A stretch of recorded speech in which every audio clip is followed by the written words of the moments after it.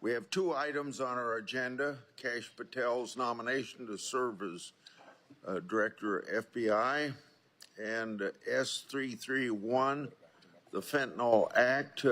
Because the Halt Fentanyl Act is listed on the agenda for the first time, it'll be held over until our next meeting.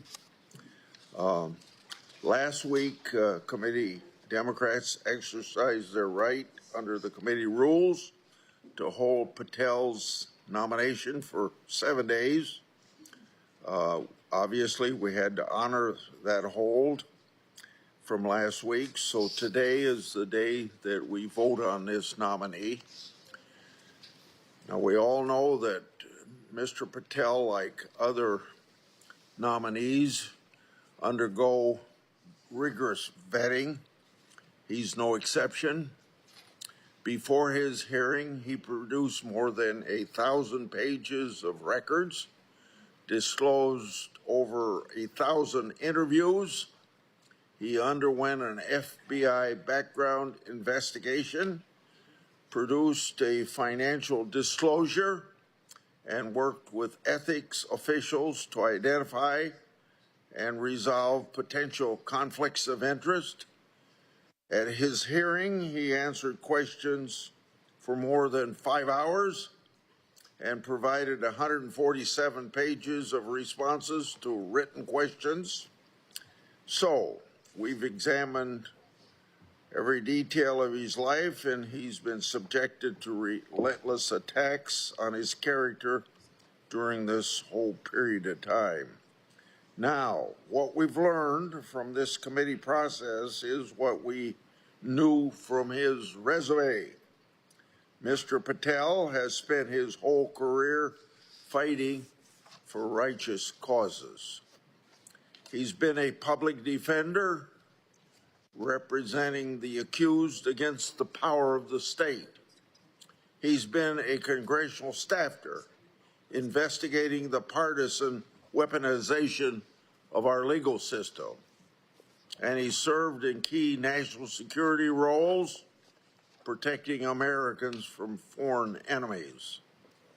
He's received support from former FBI agents, former federal and state prosecutors, and organizations representing more than 680,000 law enforcement officers.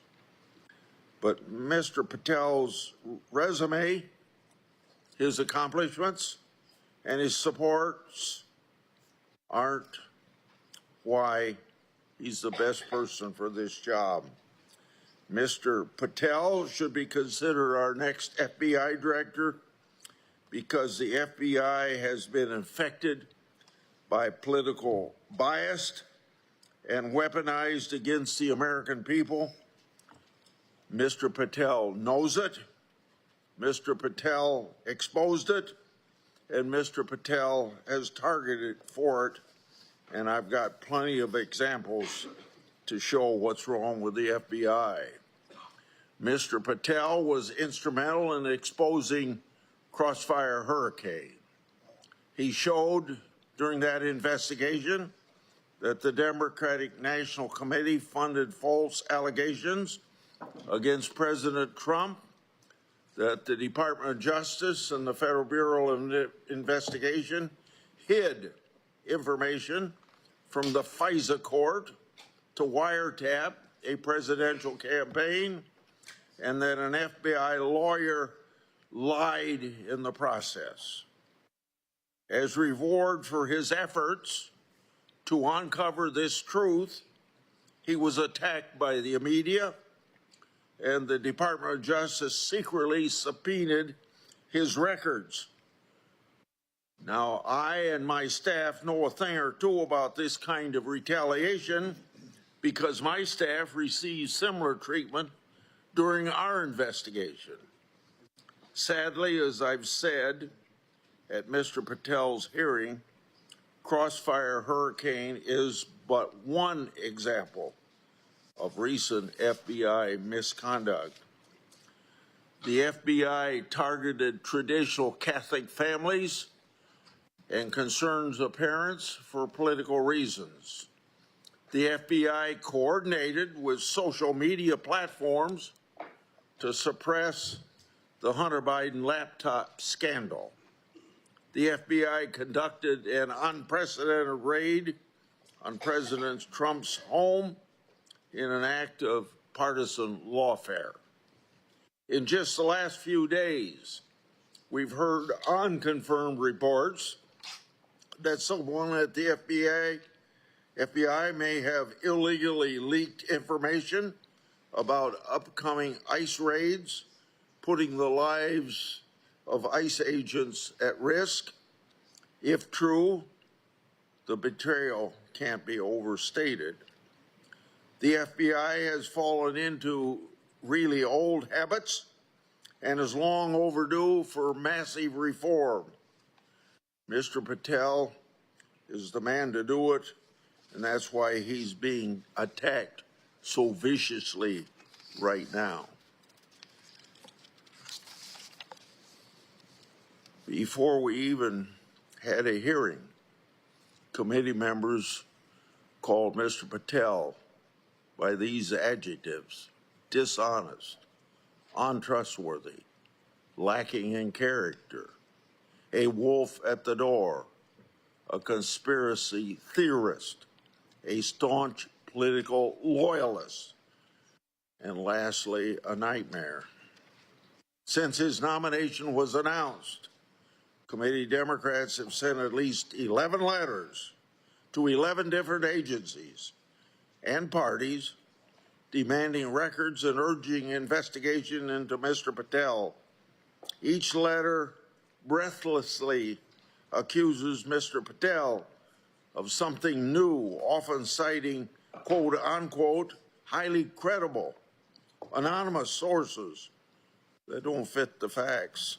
Some accused him of not following hostage rescue protocol. Others suggested he is secretly directing FBI personnel decisions. And some accused him of promoting conspiracy theories. The purpose of this campaign is quite obvious. Throw everything at the wall and hope something sticks. I'm not falling for it, and I don't believe the American people will likewise. These attacks are unfair, this harassment unwarranted. They show that Mr. Patel won't receive fair consideration from the opposition, and they're directed at a nominee who served his country during both Democratic and Republican administrations. I expect we'll hear more unfair attacks and character smears today, but I'd like to point out a few egregious ones that we've already heard. One of my colleagues suggested that Mr. Patel called the police officers that protected the Capitol on January 6 cowards in uniform, end of quote, or quote unquote. Now, this is completely false. Anyone can listen to this same interview that he gave to hear what he actually said. He said senior Pentagon leadership who failed to mobilize the National Guard were, quote unquote, cowards in uniform. His comments had absolutely nothing to do with the people in blue. Mr. Patel has also been accused of mismanaging hostage rescue missions, particularly one in Africa. But numerous national security officials, including General Tata, who was directly involved, have said it is, quote unquote, irresponsible to say Mr. Patel jeopardized the mission and that Mr. Patel, quote, played a large role in the success of the mission, unquote. Mr. Patel has also been accused of having an enemies list. Mr. Patel does not call his book appendix an enemies list. and he said that it is not about political revenge. He believes, as I believe, that those who have abused their positions in government should be called out for breaking the public trust. It's very clear that my Democrat colleagues made their minds up about Mr. Patel long before he was given an opportunity to be heard. And now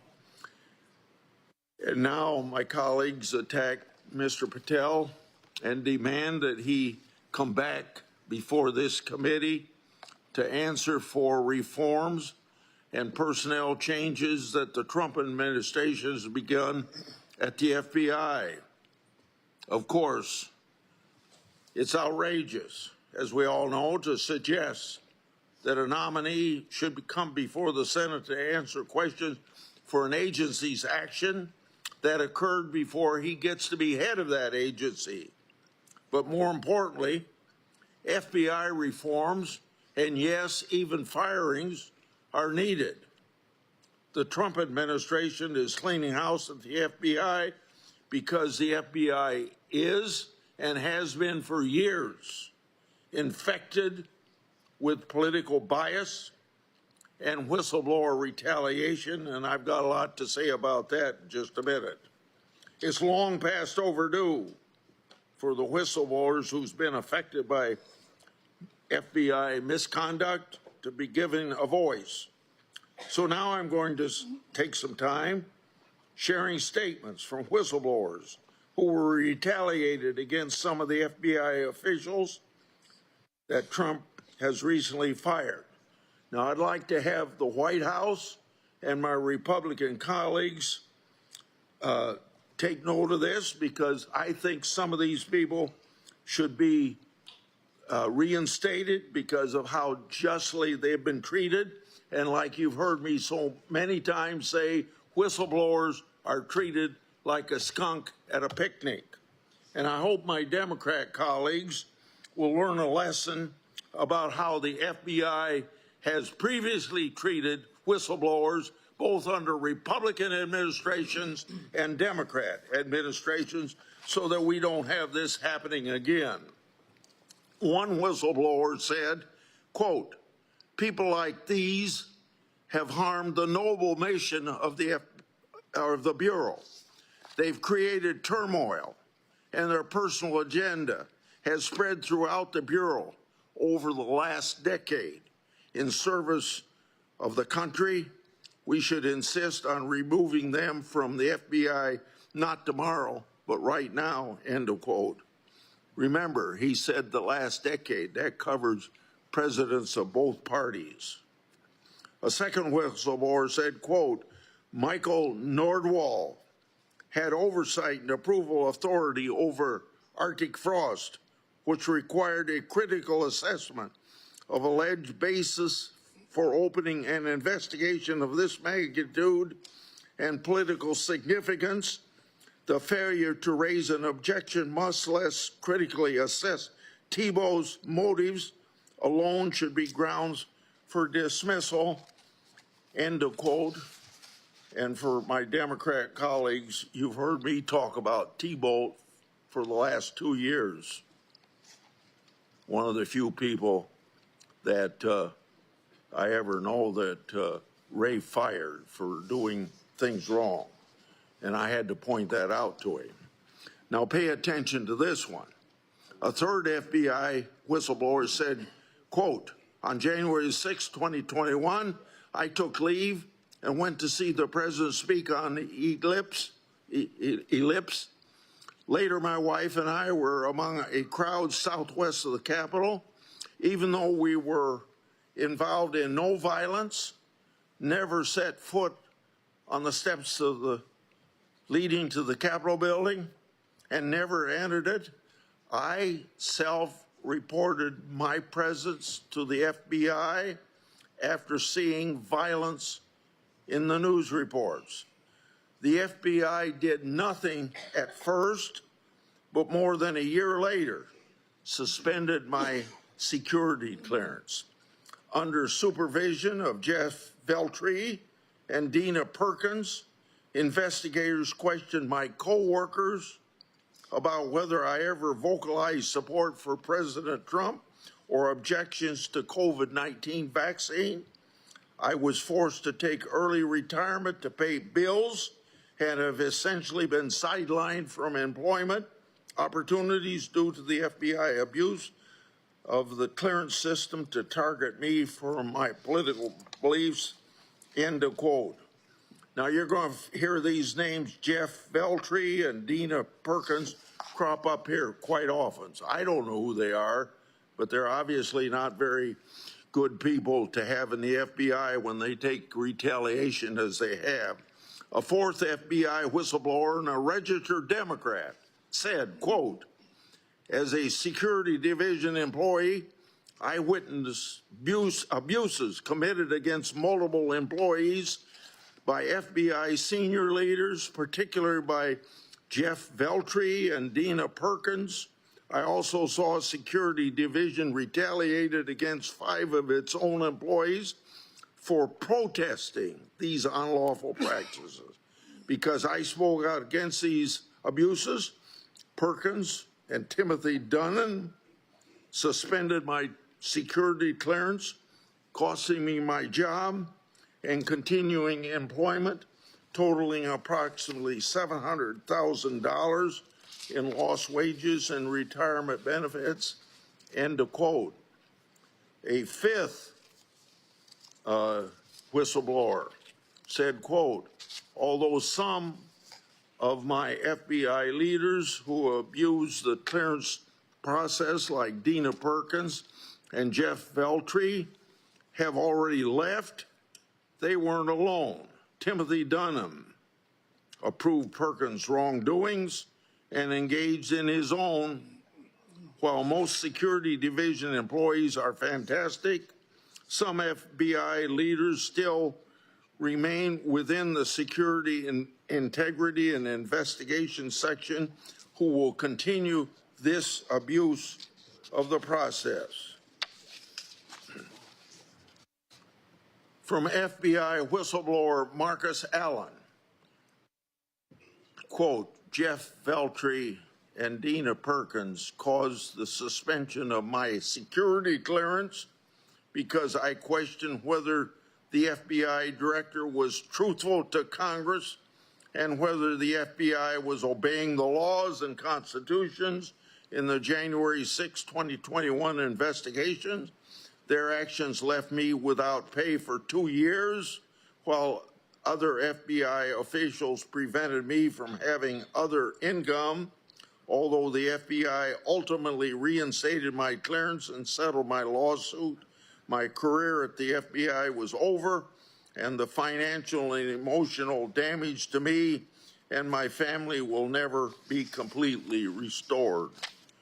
Why should you have to hire a lawyer and sue just because you use your constitutional right of free speech? Another FBI whistleblower said, quote, after I was assigned to review Marcus Allen's security clearance case, I noticed the file was missing relatively. I'm going to start this quote over.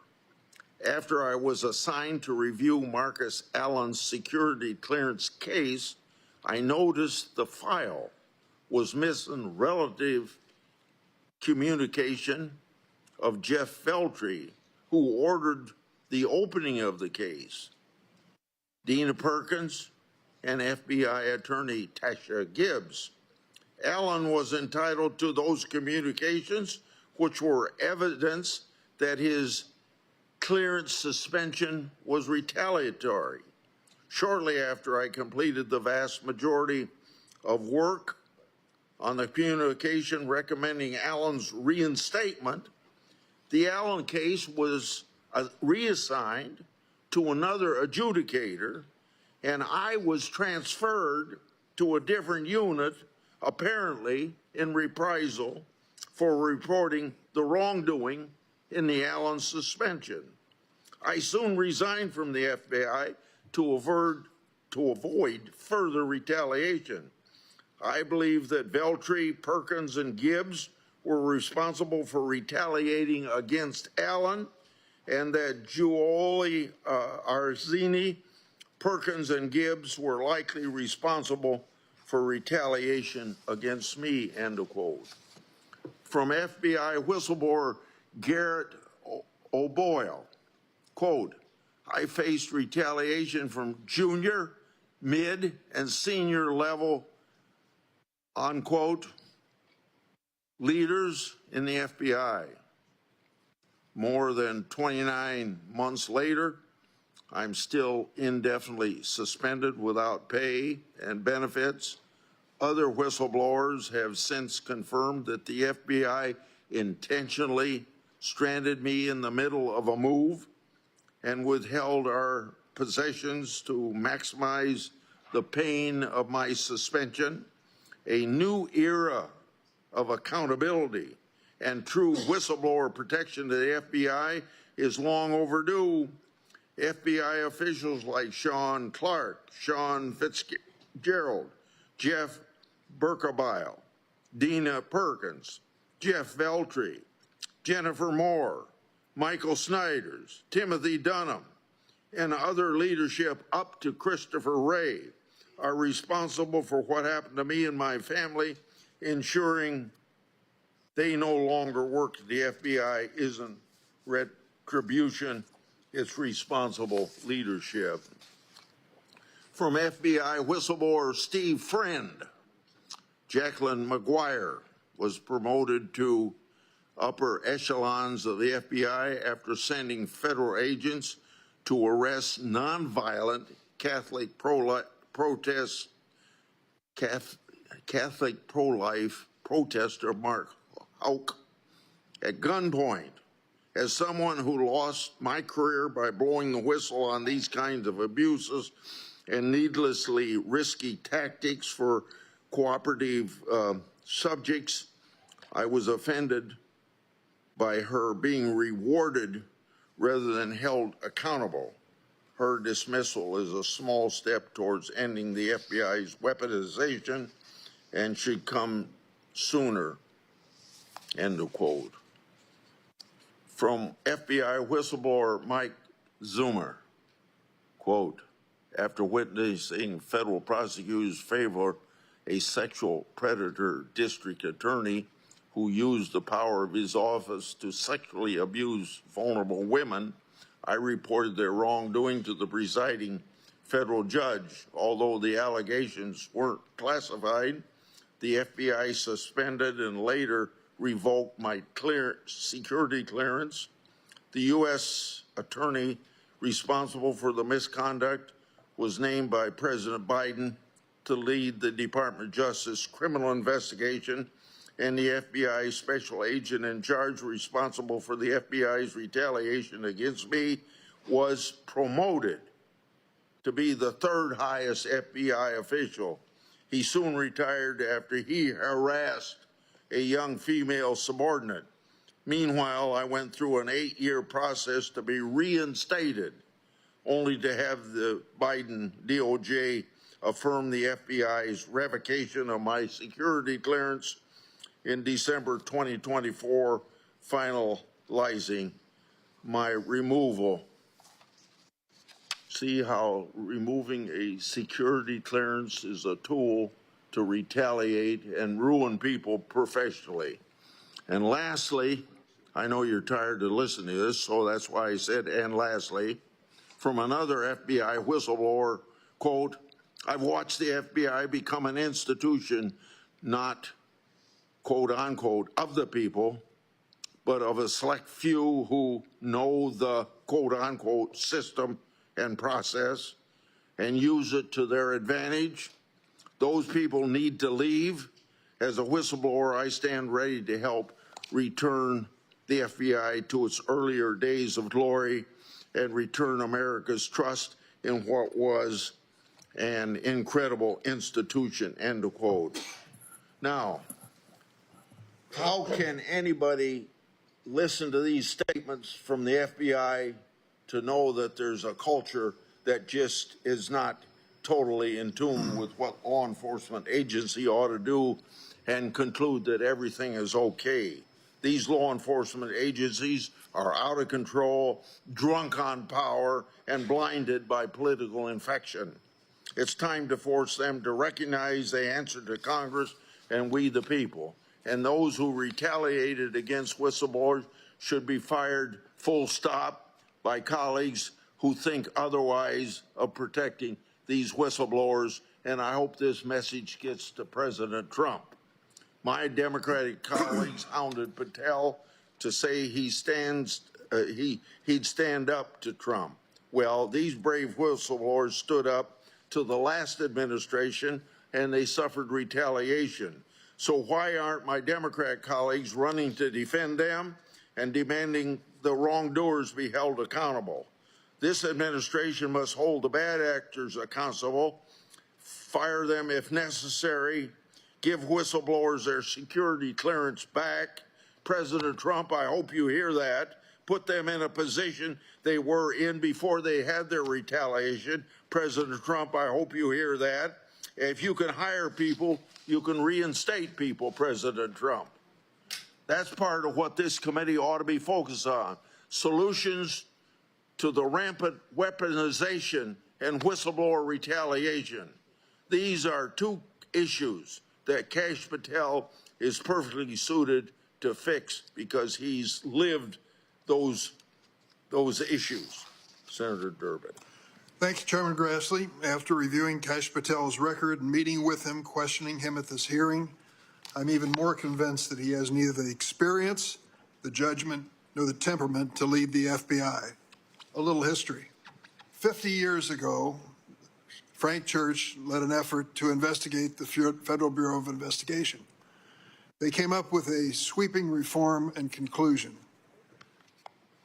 Congress passed a law limiting the FBI director to a single term of 10 years, subjecting the appointment to the advice and consent of the Senate. These actions were taken specifically to ensure that FBI director remains apolitical and is shielded from outside influence, and that no FBI director amasses the kind of power that J. Edgar Hoover, the founder of the FBI, exercised when he had wiretaps on Martin Luther King Jr. and other civil rights leaders and branded them as communist. For the last half century, this law has served its purpose. At Mr. Patel's hearing, one of my Republican colleagues suggested that consideration of an FBI director is a, quote, shirts and skins game, quote unquote. That is clearly incorrect if you look at the record. I've served on this committee for more than 20 years during the consideration of 4 FBI director nominations, Bob Mueller twice, Comey, and Wray before this one. Each of these directors was a Republican, and I voted for all of them. Some game of shirts and skins. What it boils down to is this agency should be above politics. What we have just heard from the chairman is an invitation for a political free-for-all if Kash Patel is chosen as the head of this FBI. I will not be surprised when my Republican colleagues again claim that the Democrats have weaponized the FBI, as we've already heard, despite the fact for the last 50 years, every single Senate-confirmed head of the FBI has been a Republican. Even former Chris Wray, former director, has been a frequent target of outrage. My Republican colleagues conveniently never mention that Director Wray is a lifelong Republican, nominated to the position by Republican President Donald Trump, and confirmed to the position, get this, with the unanimous support of Senate Republicans. Unanimous. As a reminder, President Biden kept Director Wray, a Republican appointed by President Trump, in that position. But because he did not do his bidding, President Trump forced Wray out and nominated Mr. Patel, an inexperienced loyalist to the Trump administration. It turns out that Mr. Patel is already seeking retribution on behalf of President Trump, despite his status as a private citizen. As I revealed earlier this week, multiple whistleblowers have disclosed to my staff highly credible information indicating that Mr. Patel, a civilian, is personally directing the ongoing purge of senior law enforcement officials at the FBI. The ramifications of these terminations are dangerous and they go beyond Mr. Patel's fitness for office. This purge has greatly weakened the FBI's ability to protect the country from national security threats and made America less safe. This week I invited the head of the organization that represents FBI agents to come to my office and talk to me about the morale at the FBI. 2 women came and visited with me. Both of them had served as FBI agents for long periods of time, one for 22 years and another for 17 years, and they both were proud to tell me their fathers were FBI agents before them. They said to me they have never seen this kind of thing happen in the transition of one president to another when it comes to the FBI. There is only one person, nominally and officially, who is political at the FBI, the director. All the others are professional and career employees. One political person. But now there's been requests from this administration, for example, to produce the names of all of the agents and staff at the FBI who worked on the January 6th insurrection mob that assaulted the Capitol. Think about that for a second. 38,000 employees at the FBI. How many do you think worked on that case? 5,000 names. 5,000 names they want to disclose. It's understandable that these FBI agents are worried.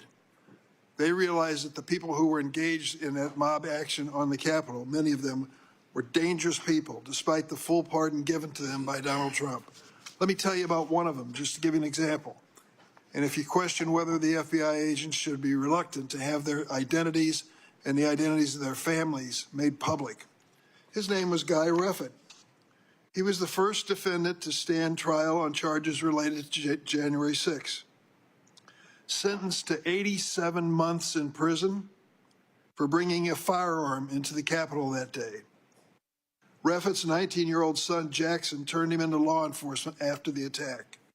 Jackson also indicated that Reffitt had threatened to shoot him personally and his sister Peyton if they reported him to authorities.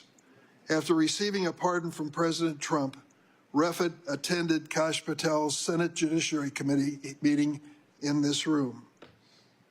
He posted on social media the following, and I quote, "Present and in support of Kash Patel, as the leftist commies continue to spew lies, misinformation and disinformation, my man, clean house Kash." We are inviting a political disaster if we put Kash Patel into this job. Can you imagine having worked for the FBI all your life, taken an oath that you're ready to give your life in defense of this country, be involved in all of the assignments that you were assigned to, and then comes a new president, Donald Trump, and wants to see the names of whether you were one of the people who was involved in the January 6th investigation, the largest criminal investigation in the history of the United States. I think this is outrageous. If we have respect for these agents, show it. To invite this political warfare that's been described already this morning is to the detriment of the men and women who are risking their lives for us in this agency. We have a list here of 6 executive assistant directors who have been purged already from the FBI. I asked the FBI agents, has this ever happened before with a new president? No, never happened before. These are top FBI officials who oversaw the FBI's work combating international and domestic terrorism, cybercrime, drug trafficking, and violent crime. In the FBI's long history, this has never happened before. Keep in mind, one political appointee, the director, all others career. The leaders who've been forced out are all career FBI officials who've worked their way up in the ranks and have decades of experience. And that's only the beginning. Acting Director, Deputy Attorney General Emil Bove, apparently acting at Mr. Patel's direction, has asked for a list of FBI personnel who worked on any matters relating to the January 6th attack on the U.S. Capitol. He is the transition leader, or was a transition leader for the Trump administration. Meanwhile, 1,600, including one of the individuals I just described to you, January 6 defendants who were given blanket pardon by Trump are on the loose. Think about that. A man who brought the gun into the Capitol, 87-month sentence, blanket pardon by Donald Trump, and now they wanted full disclosure of the names of the FBI agents who were involved in his case. It is outrageous that these sworn FBI agents, who were simply doing the jobs assigned to them, now fear for their livelihoods and their safety and the safety of their families. It is unacceptable for a nominee with no role in government to personally direct the unjustified, potentially illegal firing of dedicated, nonpartisan FBI officials. And if these allegations are true, Mr. Patel has come dangerously close to perjury before this Senate Judiciary Committee. Why do I say that? During the hearing, when he was asked about possible terminations of the FBI by Senator Booker, Mr. Patel said, "I don't know what's going on right now over there." Mr. Patel seems to be unable to wait for Senate confirmation to carry out his plan of retribution on behalf of President Trump. This is a private citizen, Patel, with no role in government, allegedly directing baseless firings of career public servants, and then misleading this committee about his actions. Given the serious nature of these allegations, I've asked the DOJ Inspector General to investigate. I urge my Republican colleagues to take these allegations seriously.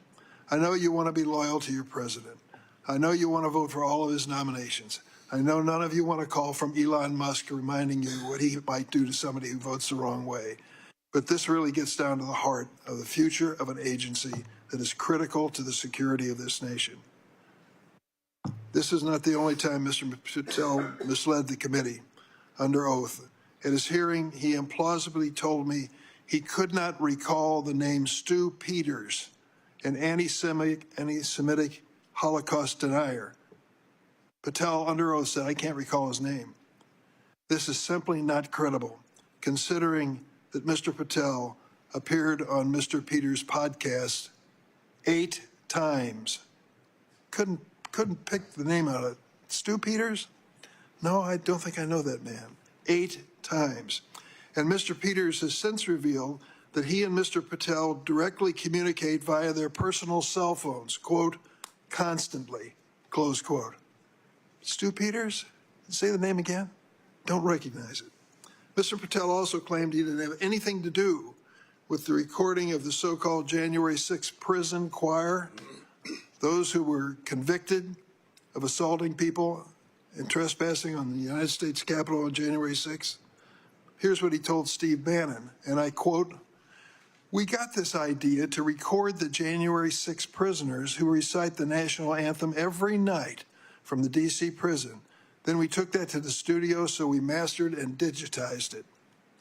And he said he had nothing to do with it, under oath. Mr. Patel has demonstrated a lack of sound judgment by associating with extremist figures like Mr. Peters, who have well-documented histories of racist, anti-Semitic, and conspiratorial statements.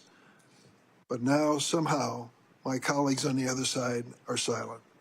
Mr. Patel clearly lacks the temperament to lead the FBI. Don't take it from me. Read his own words.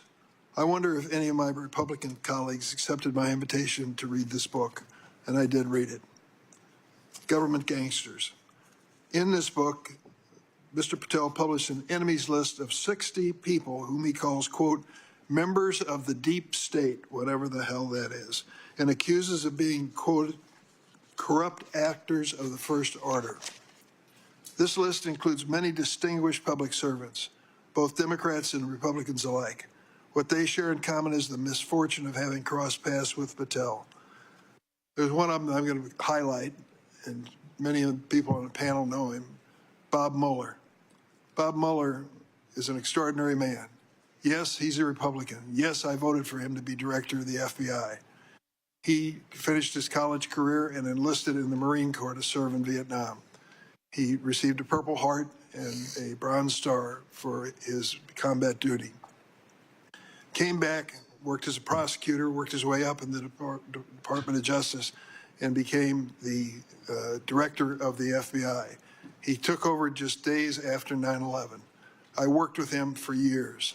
I respect him completely, and we all should respect him, if for nothing else, his service to our country in combat in Vietnam. And now he is on the enemies list of Kash Patel. Mr. Patel gives no quarters when he disagrees with someone. He's called Democrats, quote, vindictive, evil, and vicious. And then there is his social media posts repeatedly attacking Republican senators for not voting right and not following MAGA orthodoxy. During the previous administration, my Republican colleagues were outraged by Biden judicial nominees' social media posts. And they deemed poetry written by a nominee in college 30 years ago as disqualifying him to serve on the bench because it showed, quote, Marxist ideology. 30 years ago, wrote a poem. Be careful. Where is the outrage now for Mr. Patel, who has launched disgusting attacks on everyone from Elon Musk to LeBron James? Mr. Patel has also displayed a startling disdain for the agency he's been nominated to lead. He wants to, quote, shut down the FBI, Hoover Building on day one, reopen it the next day as a museum of the deep state, quote, unquote. He falsely claimed that the FBI was planning January 6th for a year before it happened. His conspiratorial theories just keep bounding out in his book and otherwise. He can't stop. And he's been clear about what he wants to do with the FBI's vast surveillance and investigative powers, saying, quote, we're going to come after the people in the media. Mr. Patel has been open about his plans to dismantle the FBI and seek retribution, and he's already begun that mission as a private citizen, targeting senior FBI officials. Consider for a moment, if he is successful in this nomination, his first meeting of the head of the as head of the FBI with the men and women who are sworn to uphold the law and serve at his direction. Think about the morale in that room in light of what's going on. Mr. Patel's directives have already thrown the Bureau into chaos. Senior executives who collectively have hundreds of years of experience have been forced out. Thousands of line agents across the country are living in fear of losing their jobs simply because they did the job they were assigned to do. How does any of this make America safer? The American people need an FBI director focused on keeping the public safe from terrorism, drug trafficking, and violent crime, not petty personal grievances. I yield. Thank you, Senator Durbin. Senator Whitehouse. Thank you very much, Chairman. Let me start by disagreeing with the notion that what took place with respect to the cases against President Trump was weaponization. I know that's the Republican theory of the case, but the other reason why the FBI and the Department of Justice would investigate Trump for crimes is because Trump was doing crimes, and there was adequate predication to pursue investigation of those crimes. And indeed, in every case that I'm aware of in which those cases were allowed to go to judgment, the president was convicted. So we can't allow the weaponization narrative to just remove the notion that the guy was investigated and prosecuted for crimes because he did the crimes. Once you start with the notion that Trump is not a criminal but a victim, you then have to invent the conspiracy that victimized him. And once you've propagated that conspiracy, you then have to find who the conspirators are. So then you have to go after FBI agents and DOJ folks in order to prop up that theory.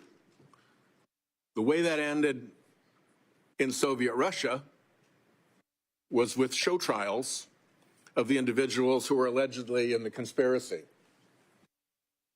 The way that ends in Trump's America is with agents and prosecutors forced out in mass purges that may well, as the Ranking Member Durbin has pointed out, been driven by Kash Patel as a private citizen.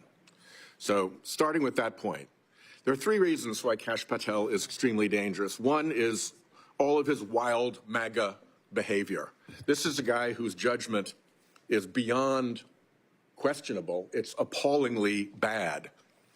We have a lot of quarrel about whether his enemies list is an enemies list and whether we're smearing the guy by saying that his enemies list is an enemies list. Here's what he said about it. He showed his enemies list and said, the manhunt starts tomorrow. If they're not your enemies, why would you start a manhunt against them? He called them the criminals themselves and showed a picture of his enemies list. If criminals aren't your enemies, as head of the FBI, who are? He retweeted a video showing him chainsawing the heads off of people on his enemies list. If you're chainsawing the heads off of people, are they not your enemies? So the invention that this is not an enemies list requires people to go into just fantasy land.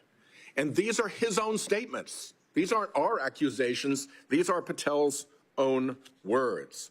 Going after people in the media, impeaching judges who disagree with us, shutting down the FBI Hoover building, on and on and on. This guy is a flagrant extremist with appallingly bad judgment. Second point, we don't know enough about this mischief yet. There are real open questions. We've never in this committee had a person come for a serious senior law enforcement position who had testified in a grand jury criminal matter, and we don't know what he testified about. He's entitled to tell us. That's basic grand jury Rule 6E law. But this side of the committee is completely covering that up. We have absolutely no statement from Patel about what his grand jury testimony was. And he's at liberty to give that to us. He just won't. And Republicans won't tell him to. So he gets away with it. He pled the fifth. You don't get to plead the fifth without a real and genuine concern that you can be prosecuted for a crime. What crime? We're entitled to know. We've never had somebody come through this committee for a high senior law enforcement position who had pled the fifth. He's got the right to do that, of course. We've got the right to know. And by the way, when he exercises the right to do that in a civil proceeding, that entitles the jury to draw the adverse inference that what he is covering up in the civil proceeding with his Fifth Amendment assertion is against his interests. A judge will instruct a jury about that adverse interest, and we're not supposed to draw an adverse interest in this committee when we're not told about his Fifth Amendment assertion. There's all this weird stuff that's come up since about investments in Chinese companies in the Cayman Islands vesting while he will be FBI director.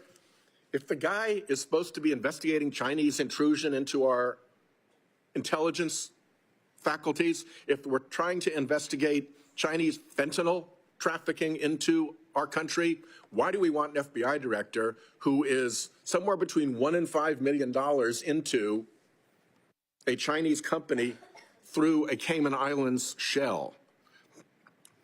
And then there are the Russia connections. I'll get to those at the end. We don't have to, everybody's fond of saying these are Democratic smears. Actually, go to the Trump appointees who worked with this guy. What are they warning us? They're warning us, Trump National Security Advisor John Bolton, I didn't think he was qualified. I was forced to hire him. That's some recommendation from a colleague. His deputy, Charles Kupperman. Patel's ideas are ludicrous.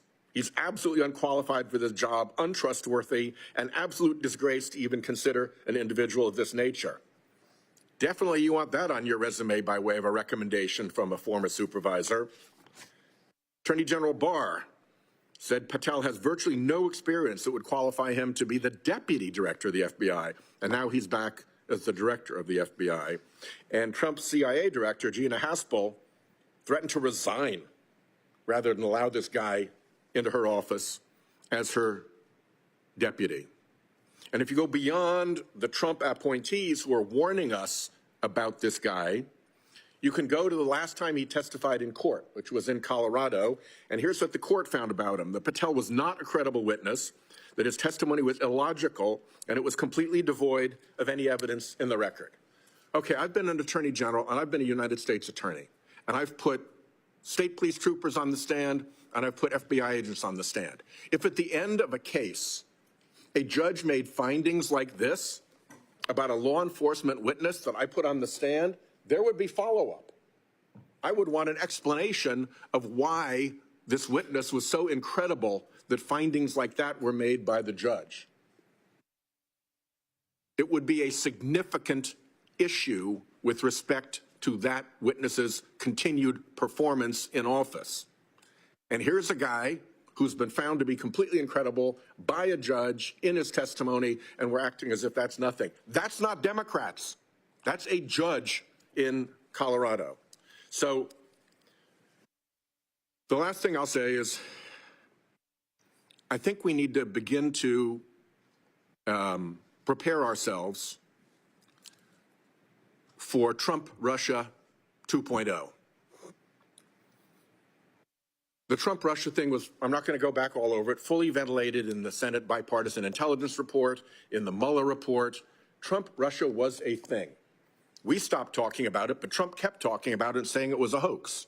Trump-Russia hoax, Trump-Russia hoax. No, it was not a hoax. It was real. It was there. There's a record. Part of it was bipartisan work. Some of it was done in the House. There was an abundance of evidence about the Trump-Russia connection. And now what are we seeing? We're seeing Patel coming in, who says he wants to wreck the FBI's what he called intel shop, which is the part of the FBI that looks at Russia and does counterintelligence work against Russia. He said that he wants to close out the D.C. office and send everybody out into the field.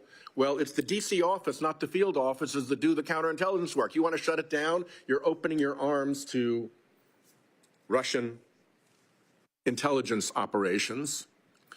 You go just across to the Attorney General's office, and there's Attorney General Bondi. What's the first thing she does when she gets in?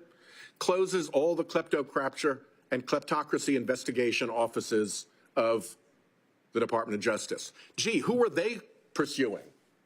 Putin and his oligarchs. You shut down the group that has successfully grabbed assets off Putin's crooked oligarchs. What a signal that is. And then look at Tulsi Gabbard.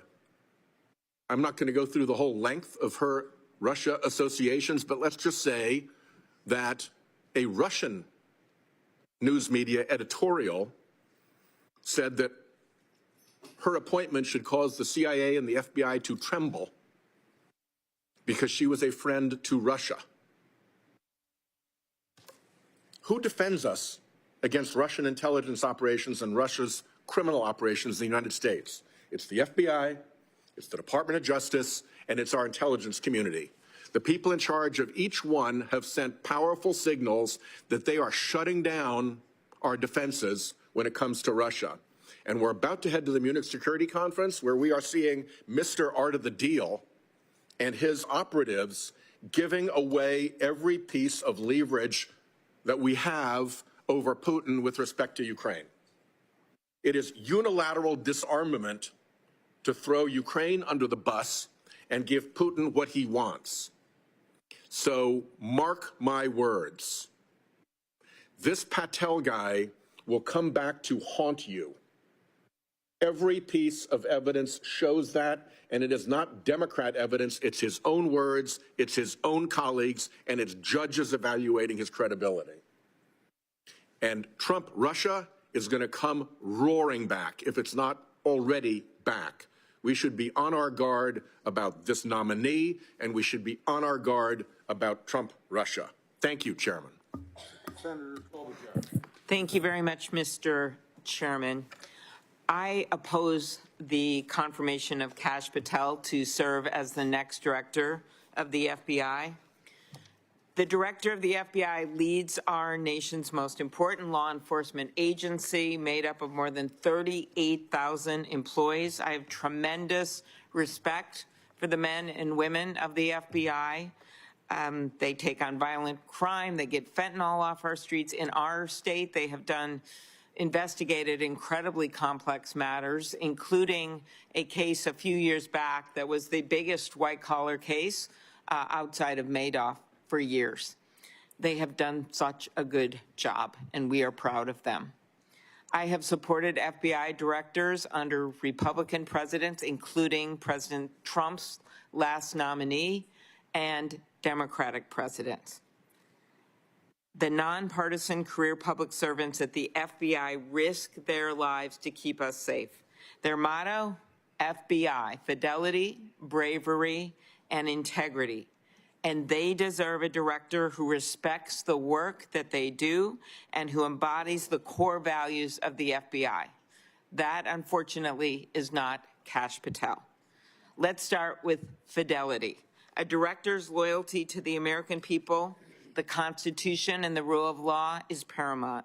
But Mr. Patel made it abundantly clear that he is loyal to the president, and that is his calls for retribution. When you look back at Mr. Patel's writings, at his interviews, at what he has done in his life, that his focus is the loyalty to the president and not to the people of this country.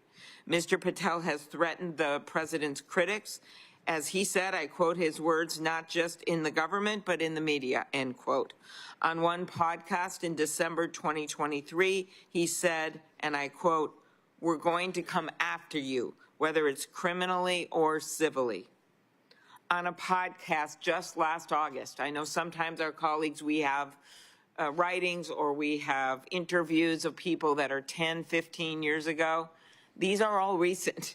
Just this August, he said, when Trump wins in 2024 and is in power in 2025, we can prosecute them, referring to Justice Department officials. And when I asked him about it in my written questions, he replied about that comment, he replied that, quote, he made those comments in a television interview, not in a court of law or before the committee, as if the venue minimizes the threat. And in fact, at his hearing before this committee, he had opportunity to walk back that threat and others. He chose not to. Nor did he try to explain his so-called deep state list of former government officials, including many Republicans who served in the last Trump administration, including Attorney General Barr, who Republicans on this committee have repeatedly commended for his service. But he is on, Barr is on, Kash Patel's deep state list. He also criticized former CIA Director Gina Haspel, numerous elected officials, including the former head of Veterans Affairs, Dennis McDonough. I remind our colleagues on the other side of the aisle that Bill Barr said about Patel this: Patel has virtually no experience that would qualify him to serve at the highest level of the world's preeminent law enforcement agency. And his appointment to the FBI, he said a few years back when Patel was being considered for another job in the FBI, his appointment to the FBI would only happen, Barr's words, over his dead body. Then CIA Director Gina Haspel also threatened to resign to stop Patel from being her deputy. These and many others who have criticized him over time are people who have served our country. I didn't always agree with some of them. Some are Democrats, some are Republicans. But they have repeatedly said the same thing, that he should not be running the FBI. And we know what Mr. Patel wants to do with the people on that list because he already told us. On another podcast episode, he said the people on his list need to go to prison. That is a shocking statement from someone who may be the next head of the FBI. And it's not just government officials, but the press as well. As you know, Mr. Chairman, I care deeply about an independent press and the First Amendment. Mr. Patel, though, has referred to the media as, quote, the most powerful enemy the United States has ever seen. He didn't even say that one on a podcast. He said it in a speech at the Conservative Political Action Conference on February 23rd, 2024. Think about that. He is saying that the press, with many here standing up for the First Amendment, he's saying the press is the most powerful enemy the United States has ever had. Not China, not Russia, not Iran, not terrorists, but he says the most powerful enemy is the press. And I would ask my colleagues how they can justify voting for this man who would say such a thing as the director of the FBI that constantly deals with domestic threats that come from afar and come from people who are, in fact, affiliated with terrorist groups in these countries. How do we know Mr. Patel will carry out the revenge agenda? Well, it is already occurring. At his hearing, Mr. Patel did say, quote, all FBI employees will be protected against political retribution. And yet, mere hours after those remarks, the administration forced out 8 of the Bureau's most senior career public servants who serve in nonpartisan roles. One day later, an email was sent to FBI employees requesting a list of everyone who had worked on January 6 cases to determine whether any additional personnel actions are necessary. That's their quote. Think about this. Thousands of agents, maybe people who had just joined the FBI, are asked to work on a case. It happens all the time. Anyone in a workplace knows what I am talking about. But in this case, if you are affiliated with any kind of case that Mr. Patel did not like in the past, well, then you need to be on some list. They get assigned to a case because a violent felony occurred on January 6th. Everyone in this room that was there know exactly what I'm talking about. People assaulted police officers. And now those agents who were simply doing their job find themselves on a list for personnel action. That is not right. That will not make Americans safe, and that will destroy the Federal Bureau of Investigation. This isn't fidelity to the Constitution. This isn't fidelity to the rule of law and impartial law enforcement. It is an affront to it. That's fidelity. Second, bravery. Let's talk about bravery.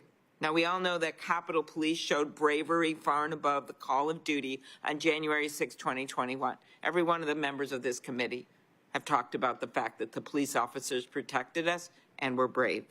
But rather than recognize the officers' bravery, Mr. Patel accused those who testified, officers, on January 6, of lying.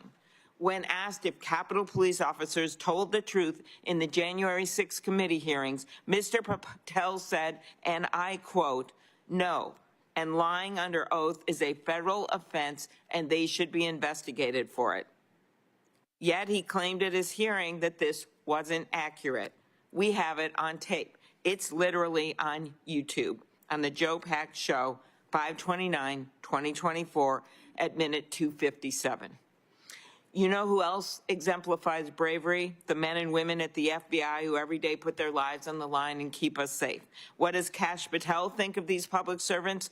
He wrote that, again, I quote, the FBI has become so thoroughly compromised that it will remain a threat to the people unless drastic measures are taken, end quote. He has called the men and women who keep us safe, quote, utterly corrupt, and called for a, quote, comprehensive housekeeping, end quote, of the FBI. That's from his book, page 73 and page 85.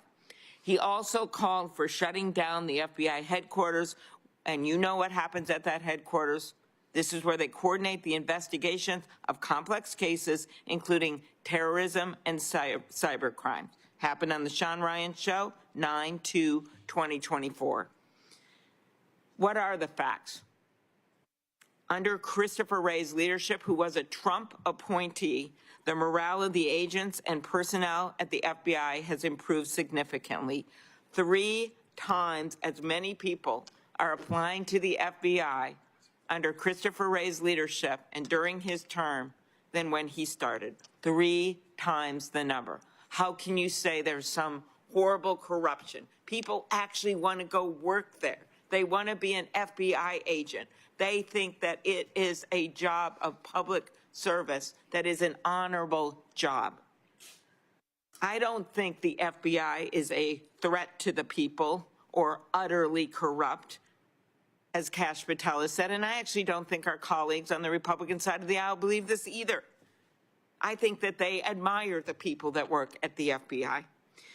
The men and women of the FBI show us every day what it means to embody bravery, and now we need to show them that we can be brave as well and tell the president no. And if our colleagues on the Republican side on this committee will not join us in just saying no one time to the president, maybe some of them will join us in the greater Senate body on the floor. So that brings us to integrity, FBI. The FBI runs on facts. It runs on truth. Without truth, the whole system breaks down. And Mr. Patel in his hearing made abundantly clear why this nation should be so concerned about putting someone in this job for whom there is such a lack of trust.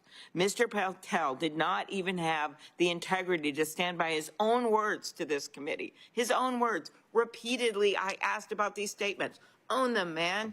Just say, yeah, I said it. I believe that. I believe we should shut down the FBI headquarters. I believe they're all corrupt. These are things that he has said, not 10 years ago, not when he was a student, in the last year. Instead of disavowing or providing the explanations for reckless past statements, Kash Patel repeatedly misled this committee, dodged questions, and claimed ignorance, despite the fact that all of his statements are on the record for all of us to see. How can we have an FBI director that doesn't even remember what he said 6 months ago?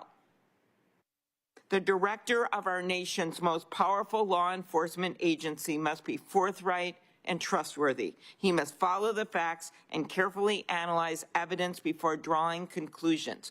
Mr. Patel has made clear that his allegiance is not to the truth.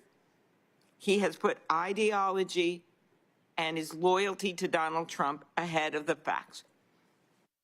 Mr. Chairman, independence of the FBI from the White House is critical.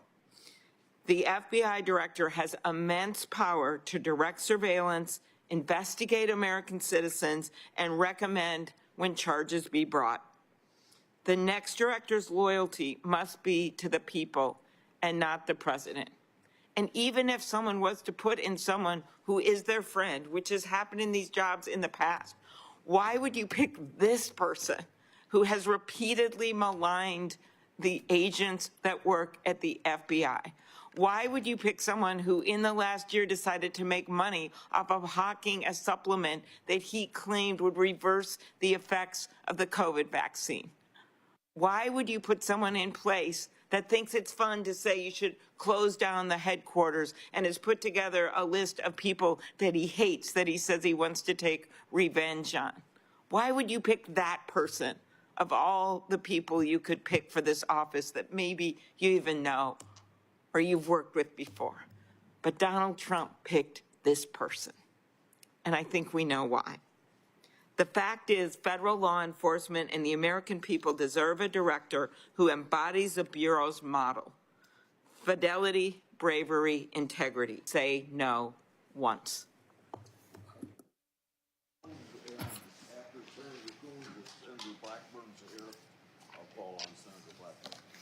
Thank you, Mr. Chairman.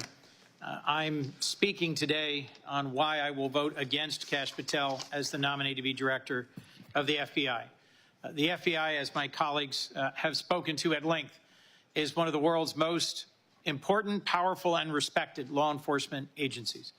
And the tens of thousands of agents who serve us all across our nation are a key bulwark against terrorism, against extremism, against crimes that range from the theft of intellectual property to interstate gangs that carry out human trafficking or murder for hire.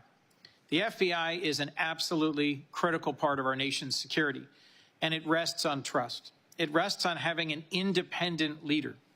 Back to the dark days of J. Edgar Hoover being a politically connected and compromised FBI leader, in the decades since his tenure ended, we have engaged in a disciplined, balanced, bipartisan process to confirm FBI directors for long terms, 10-year terms. And I have voted for Republican nominees put forward by Republican presidents. We need, as director of the FBI, someone who will stand up for the men and women of this incredible law enforcement agency. And in his testimony before this committee and in his comments and actions before coming in front of this committee, Kash Patel has shown that he is not that leader.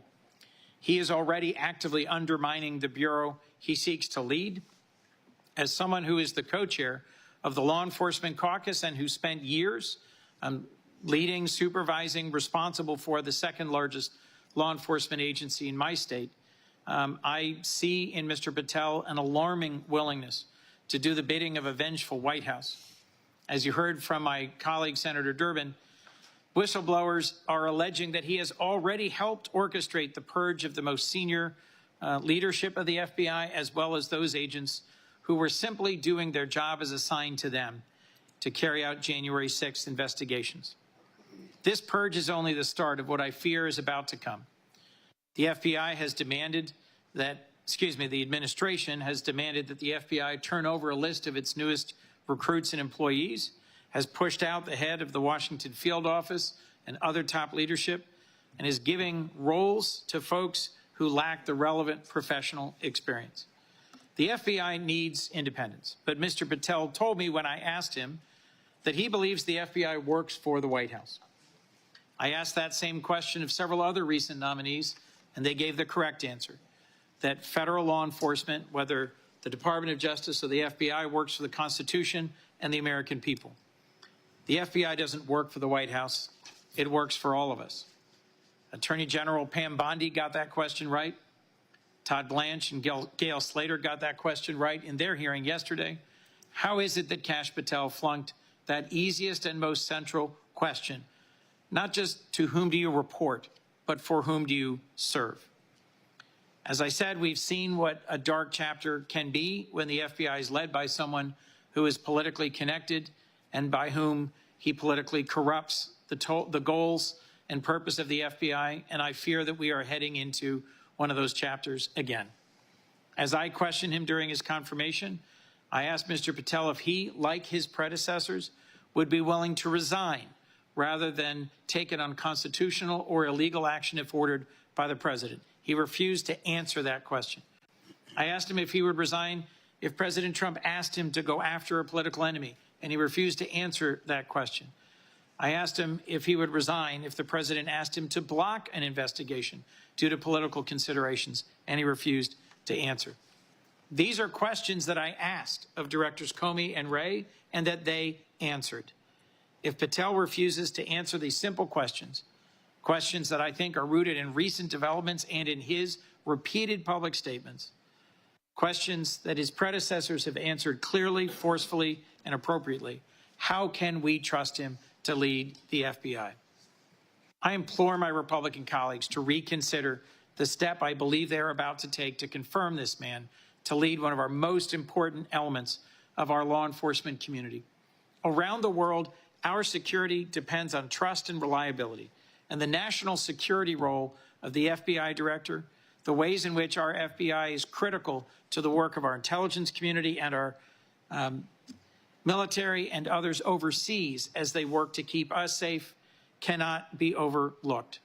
The men and women of the FBI deserve better than Kash Patel. To lead an agency whose watchwords are fidelity, bravery, and integrity, we need someone who has demonstrated their commitment to all three. Americans deserve better than Kash Patel. Thank you, Mr. Chairman. Senator. Thank you. Oh, well, I was told no Republicans wanted to talk, and then I was told, so you're next then. Go ahead. We have a letter here. Oh. Letter. Oh, yeah, and Senator Urban, go ahead, and then I'm going to call on Senator from Connecticut. I'd like to enter into the record this letter of opposition of Mr. Patel from the Society for the Rule of Law Institute. They describe themselves as a group of conservative lawyers and jurists who have served at the highest levels of government in previous Republican administration. They include Judge Michael Luttig and Peter Kiesler, a co-founder of the Federalist Society and acting Attorney General during George W. Bush's administration. Yeah. Without objection, it will be placed on the record. No objection heard. Go ahead, Senator from Connecticut. Thank you, Mr. Chairman. I want to begin on a positive note and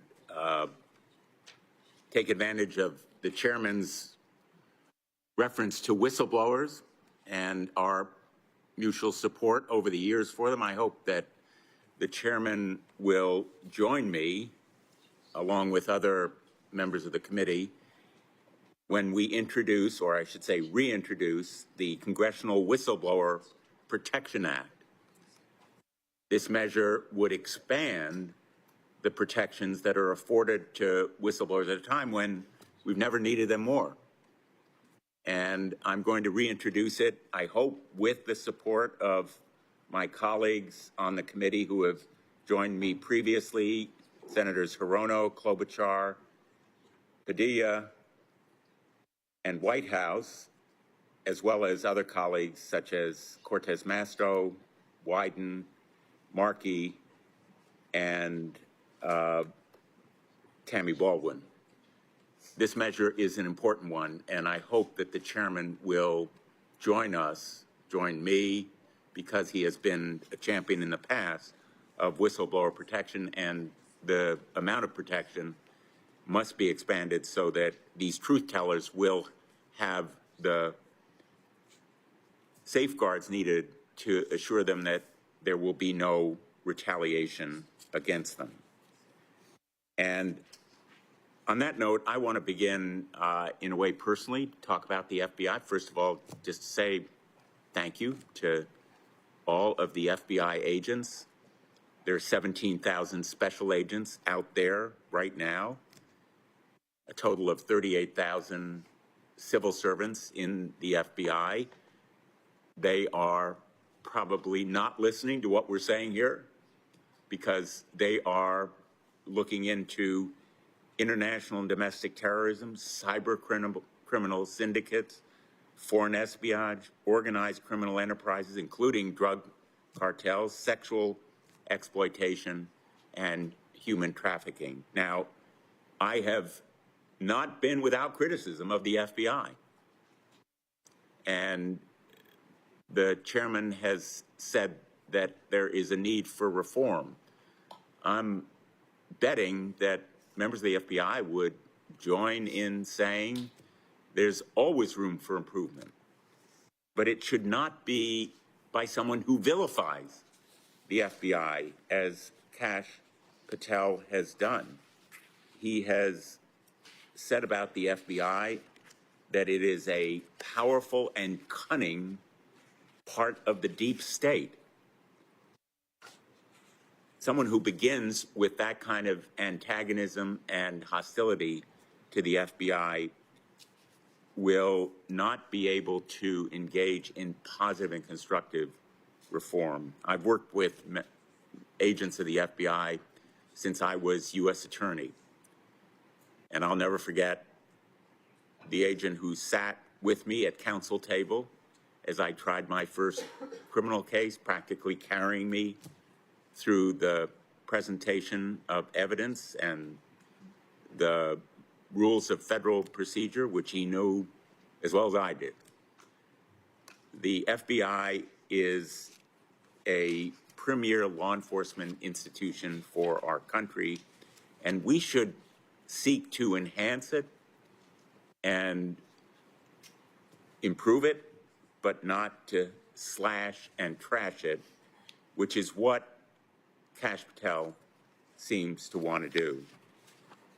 A lot has been mentioned about what Kash Patel refused to answer, but I want to go to what he very clearly did answer, which is he committed, in response to my question, that there would be no retribution against any FBI agent, that there would be no mass firing, and no purging of leadership. And now we have reliable information from whistleblowers submitted in a letter by Senator Durbin to the chairman that, in fact, he has been covertly and personally directing a purge of senior leadership and other non-political agents simply because they were assigned to investigate criminal wrongdoing.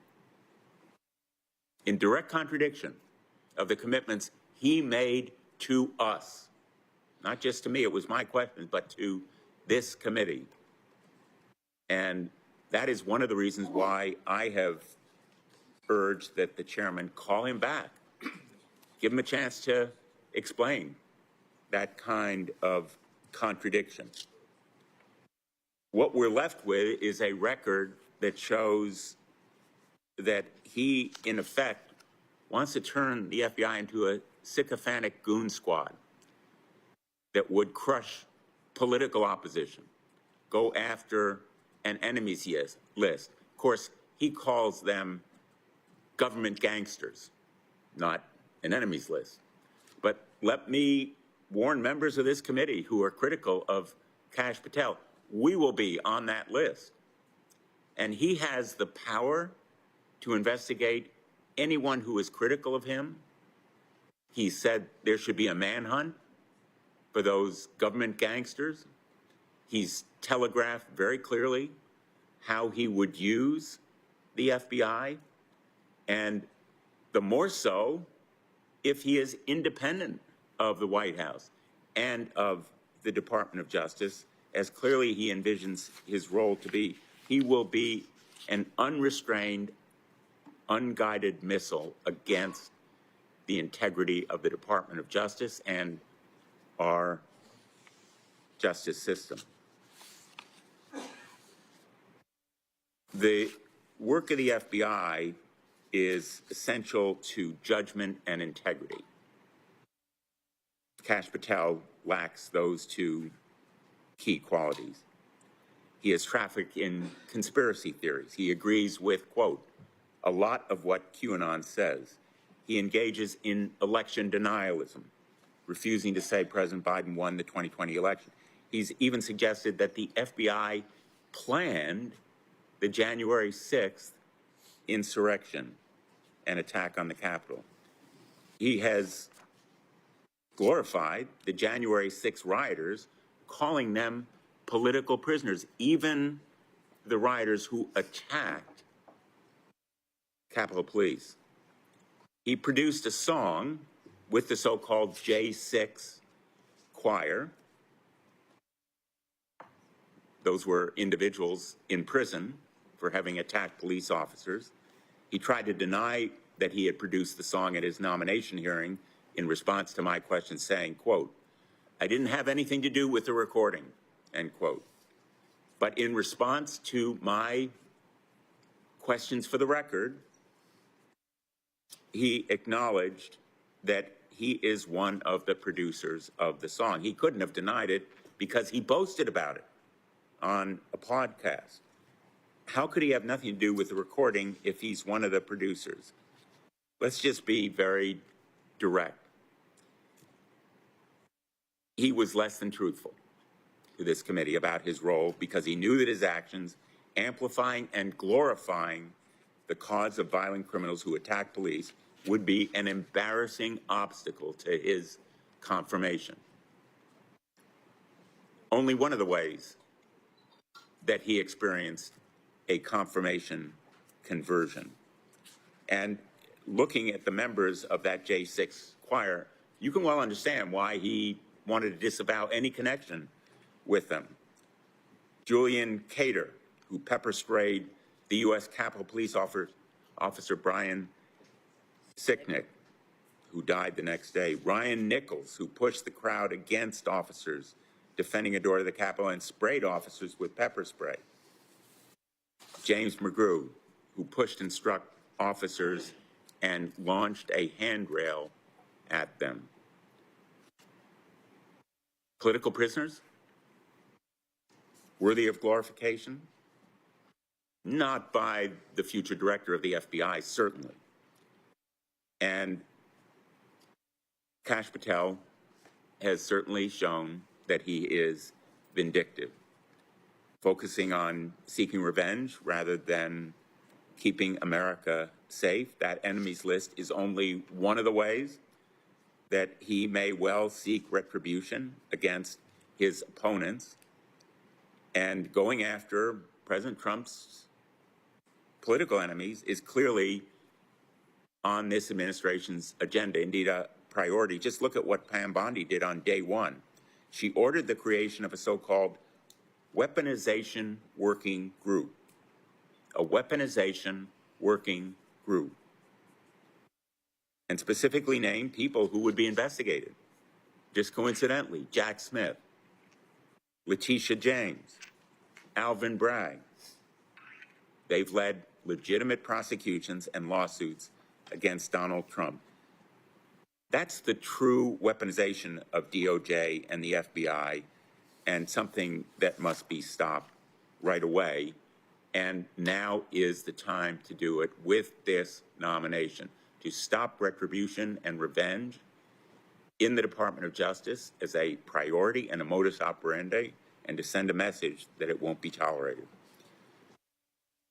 Kash Patel is out for himself, even if it means putting other people's lives in danger. Whistleblowers have said that Kash Patel broke protocol during a hostage rescue mission, leaking details to the press before the hostages were safe in American custody.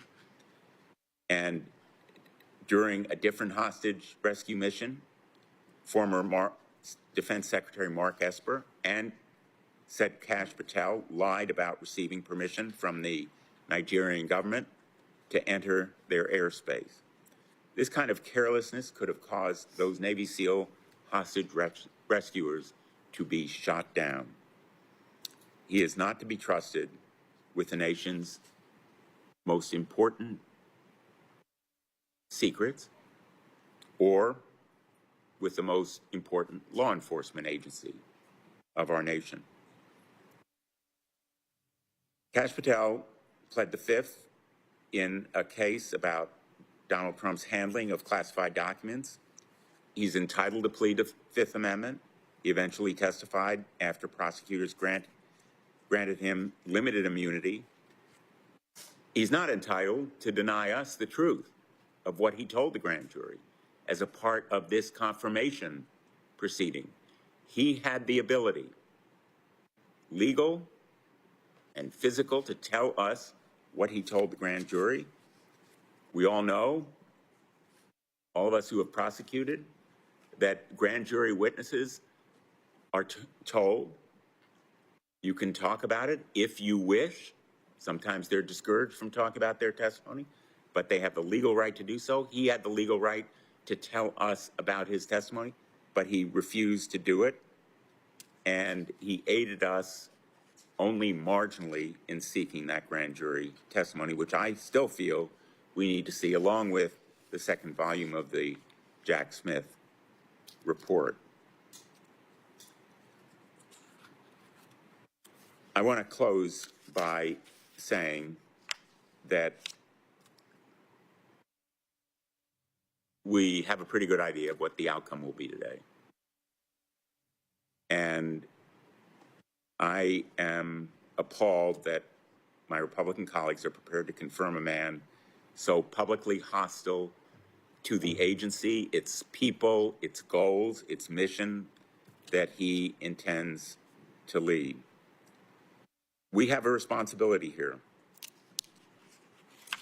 Willful ignorance and support of Kash Patel will turn the FBI potentially into a sycophantic goon squad ready to crush political opposition instead of the independent law enforcement agency that the nation needs and deserves. These votes will haunt my Republican colleagues. They will come back to haunt them when Kash Patel does even a fraction of what we have warned about his doing, and the American people should hold them accountable. Thank you, Mr. Chairman.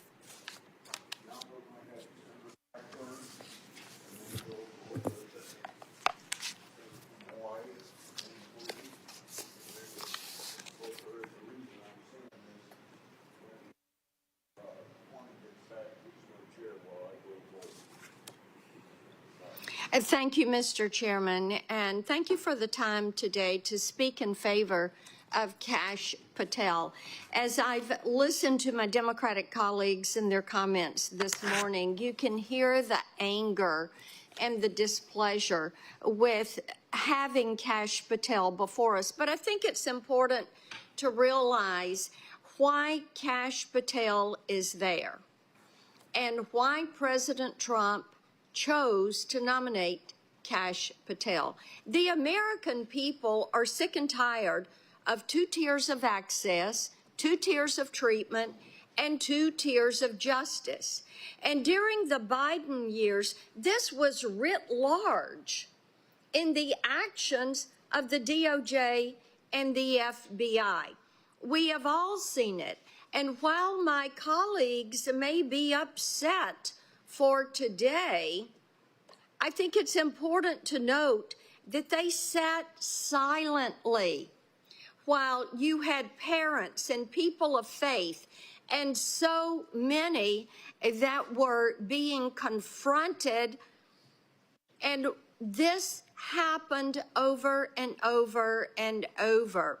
So I know they're trying to stall and obstruct, but it is important to note that the American people on November 5th voted to see change. They want transparency and accountability.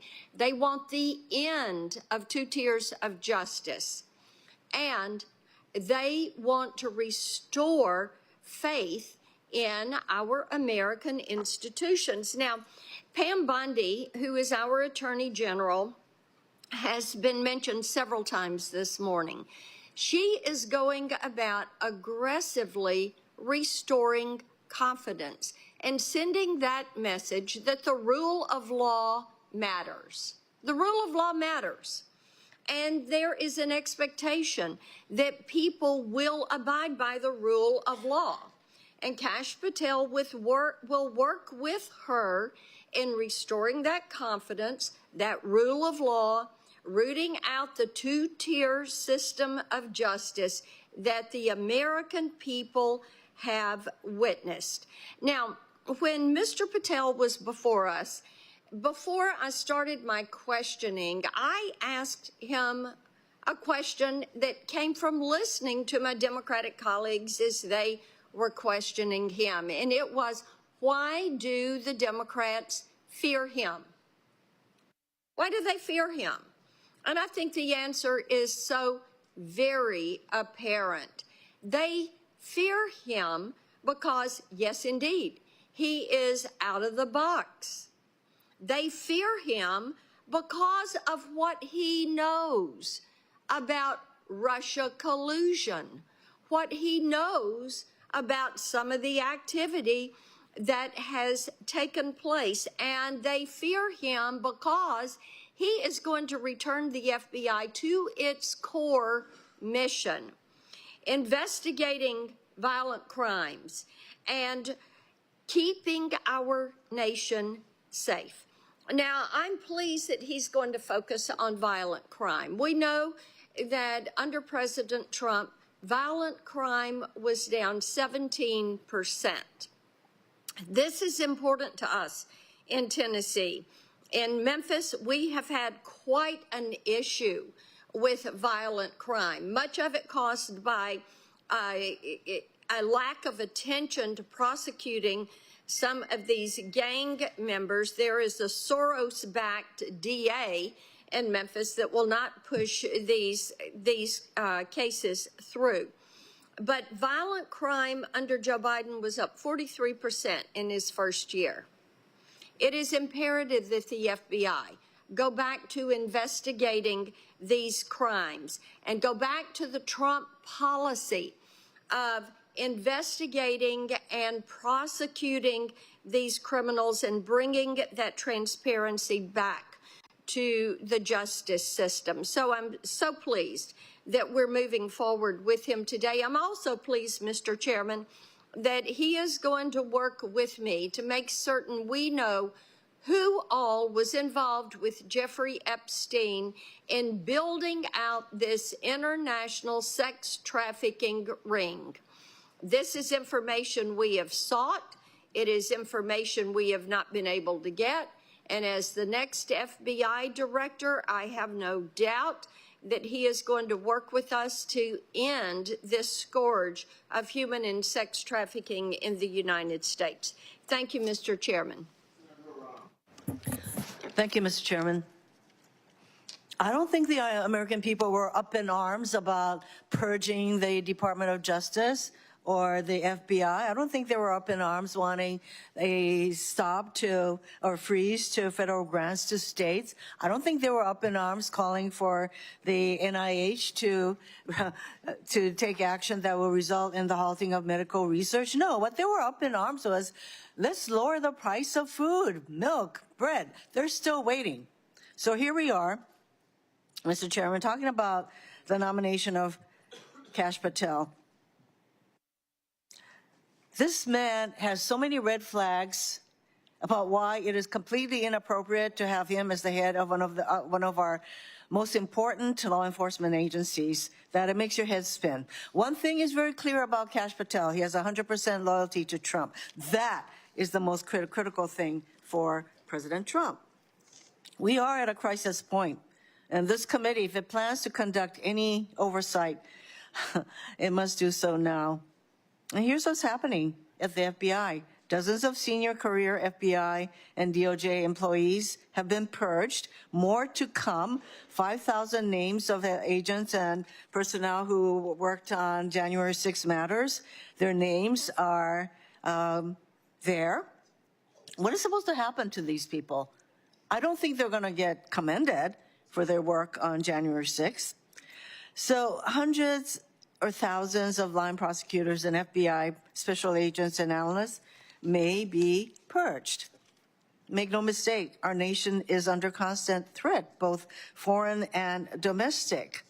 And purging hardworking and dedicated civil servants does nothing to make us safe. So what is happening with the FBI and DOJ is they've turned inward. Rather than focusing on potential attacks, hacks, or violent criminal enterprises, we have a DOJ and FBI that has been turned inward on themselves. Attorney General Bondi's announcement to weaponize in creating a weaponization working group last week only continues this trend. Through this working group, she is doing what she told us she would not do, and that is, we asked her, are you going to start investigating the investigators, prosecuting the prosecutors? What is this weaponization working group supposed to be doing but investigating the investigators and prosecuting the prosecutors, turning inward on itself rather than protecting this country from external dangers? I fear what a DOJ and FBI focused inward on themselves means for the safety and security of our nation. Not much. Which brings me to Mr. Patel. He is not the man to answer the many challenges of the moment. Mr. Patel spent his nomination hearing avoiding every hard question. I asked him if he would investigate people on his 60-person deep state list. He would not say no. Mr. Chairman, we are sitting here continuing to point out all the red flags on this person. We Democrats are going to continue to raise the red flags on this person, and at some point, I'm hoping that maybe we'll come to a decency moment from my Republican colleagues.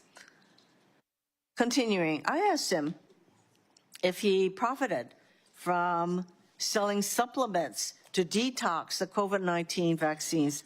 He did not answer. I asked him if Donald Trump lost the 2020 election. He would not answer. He claimed not to know an anti-Semitic extremist named Stu Peters, despite appearing 8 times on his podcast. See, the fact that he doesn't even answer, remember, whatever, it makes me think that he thinks coming before this committee under oath is something that he could just ignore with no consequences. And apparently that is the road we're on. And he tried to claim no involvement with the January 6th choir, despite promoting them and hawking their merchandise for years. And he was unwilling to provide any details about his grand jury testimony. he was compelled to give after taking the fifth. People who take the fifth are using it to protect themselves from self-incrimination. Of course, Mr. Patel has the same right as any American to plead the fifth, but we have an equal right to ask him, as the nominee for FBI director, no less, why he did so, and to learn what he ultimately testified. The one thing Mr. Patel did testify to in response to a question from Senator Booker, I thank Senator Booker for asking his question about whether he was, quote, aware of any plans or discussions to punish FBI agents or personnel associated with Trump investigations, and whether he said he was not aware of that, but we note that in fact he had an awareness, and in fact he's proceeding to purge the FBI. He's not even the director. I join my colleagues in once again calling for us to actually get the answers from Mr. Patel. The American people deserve to know where he's coming from. This is a person who's going to use the FBI for his own purposes. He will abuse his power in the FBI, and we have had my colleagues say that we will regret the day that we voted for him. We should be regretting it right at this moment. And we should be calling him back so that the American people can find out what it is that this man plans to do as he intends to very clearly abuse his power at the FBI, all for his own ends and for that of the president, to which he is 100% loyal. That is his biggest qualification to be FBI director, which is not much in my view. Thank you, Mr. Chairman. Speak. Just so everybody knows, we're planning to vote at 11, and they're going to hold. They said they'd hold the vote open, at least for me. So I assume that's everybody, so that you can all be here. So I don't know whether it's after Moody gets done or Booker gets done, but if we're all here, I don't want to interrupt somebody's speech, but. So if you want to vote a little bit earlier, or just say, or let me interrupt you, whatever the case might be, just think about that. Go ahead, Senator Moody. Yes, Chair, thank you so much. And I had planned to come today and vote in support of the nominee, but I feel it incumbent upon me, as I've heard speaker after speaker talk about and presume to speak for the rank and file FBI agents across this nation. As someone who has worked hand in hand as a federal prosecutor, myself, as someone who has been a state attorney general, and had to work with and then ultimately sue the FBI when they refused to work with us on the second assassination attempt, and as someone who has married a rank and file federal agent and witnessed firsthand how they have taken what we have seen over the last 4 years, I think it's incumbent upon me to say no one here, including myself, can speak for the rank and file FBI, but what I can say is watching what has happened over the last 4 years and watching the legal system being used to go after political adversaries, the rank and file want to get back to doing their jobs of going after multi-jurisdictional criminals, of working hand in hand with state and law enforcement, of bringing to bear the promise of a country and a free people living under a rule of law that is effectually enforced. And I have to say, I disagree with many people who have said that the morale of FBI will go down if this nominee is confirmed. In fact, I believe quite the opposite. I believe they are ready to stand up and fight and get back to work on mission-critical cases, and that morale will in fact go up. I have heard that Kash Patel is out for himself. If that is true, he is out for himself as an American, as someone who believes in the promise of this country, of what its agencies have been created to ensure, and that is to protect the people and their rights, the autonomy of our states, and I believe he will bring to bear that passion and enthusiasm and love of country as the FBI director. I have heard one of my colleagues say, "Why would you pick this person?" and quoted all kinds of things that he has said. Indeed, he is passionate in his love and his demonstration of love for this country. And maybe that is because he has served as a federal prosecutor and a public defender and a chief of staff for the Secretary of Defense and a deputy assistant to the president and senior director for counterterrorism on the National Security Council and as principal deputy to the acting director on national intelligence. Maybe it is through all those roles he has seen what this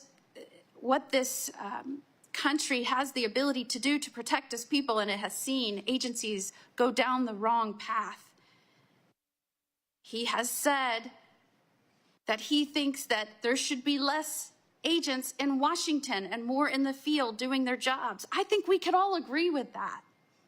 And the way he said it might not have been exactly the way we wanted to hear it, but that is what he means. That is what he means. And why pick this person? Because he does have that experience. I've heard questioned his experience. Well, he might not have served in the upper echelons of the FBI, but aren't we asking this agency to set a new course? Don't we want a non-traditional candidate at this moment in time with extensive federal experience? I also heard that it is concerning that those that were at the Capitol on January 6th, and I'm going to quote one of the colleagues who said they were on the loose, and that was concerning. I cannot tell you how many people are on the loose in this country right now that have surged into the country under the last administration. They are prior criminals or indeed have intent to do our country harm. They are on the loose right now because of the last administration, and you have to have an FBI director that is focused and targeted in attention to make sure that those individuals are sought after and rounded up. Indeed, we have DAs, mayors, commissioners, governors that don't care about the rule of law and have allowed crime to explode. So you have to have an FBI director that will fill that gap. You have to have an FBI director that understands that one of their missions is transnational criminal organizations and that the FBI has indeed the jurisdiction to go after those folks. You used the word and the description skunk at a picnic, that is how whistleblowers are treated. To some extent, when these new leaders get into these agencies and they're coming in with an objective view, a fresh perspective, wanting to do right by this country, it may be there are people in those agencies that need to scatter, that need to leave. If they have lost focus of the mission of the agency, if they have lost focus on who they are serving, this country and its people, they do need to go. And any director or any head of agency that we confirm as a Senate needs to go into those positions with that in mind. And I believe that is why Kash Patel will be confirmed by the Senate.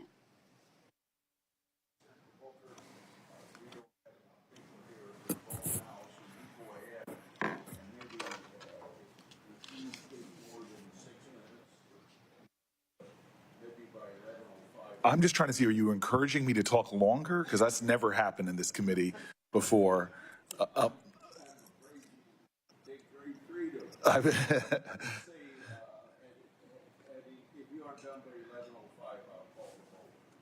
I will try to go as quickly as possible. And just say that this is one of the more perplexing nominees for me personally. I've seen the pendulum swing back and forth in this committee now over 11 years. I've seen my colleagues on the other side of the aisle rightfully take up a politically charged tweet about a nominee, whether it's for the bench or for significant offices like this one, as have we. I've seen back and forth, but I've just never seen something like this for a candidate, and I'm surprised that there's not more people who are calling some of this out in the most objective way possible, I do not understand how we're moving forward at this point. It seems like we are. It seems like it's a fait accompli, because I was just told the vote is coming.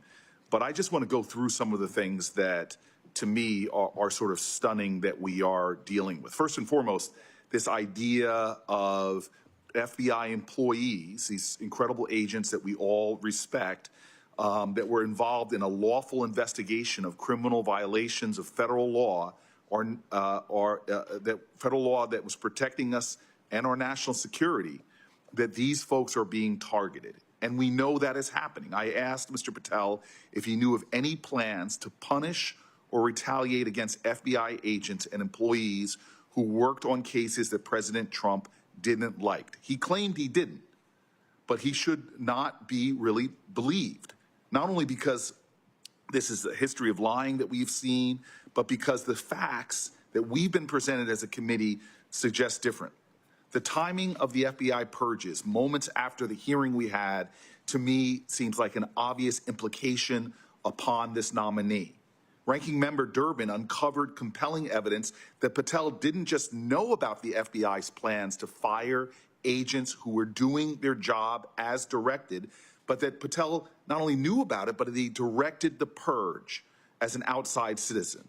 And if that's true, Mr. Patel has perjured himself before this committee, something I believe we would take very seriously.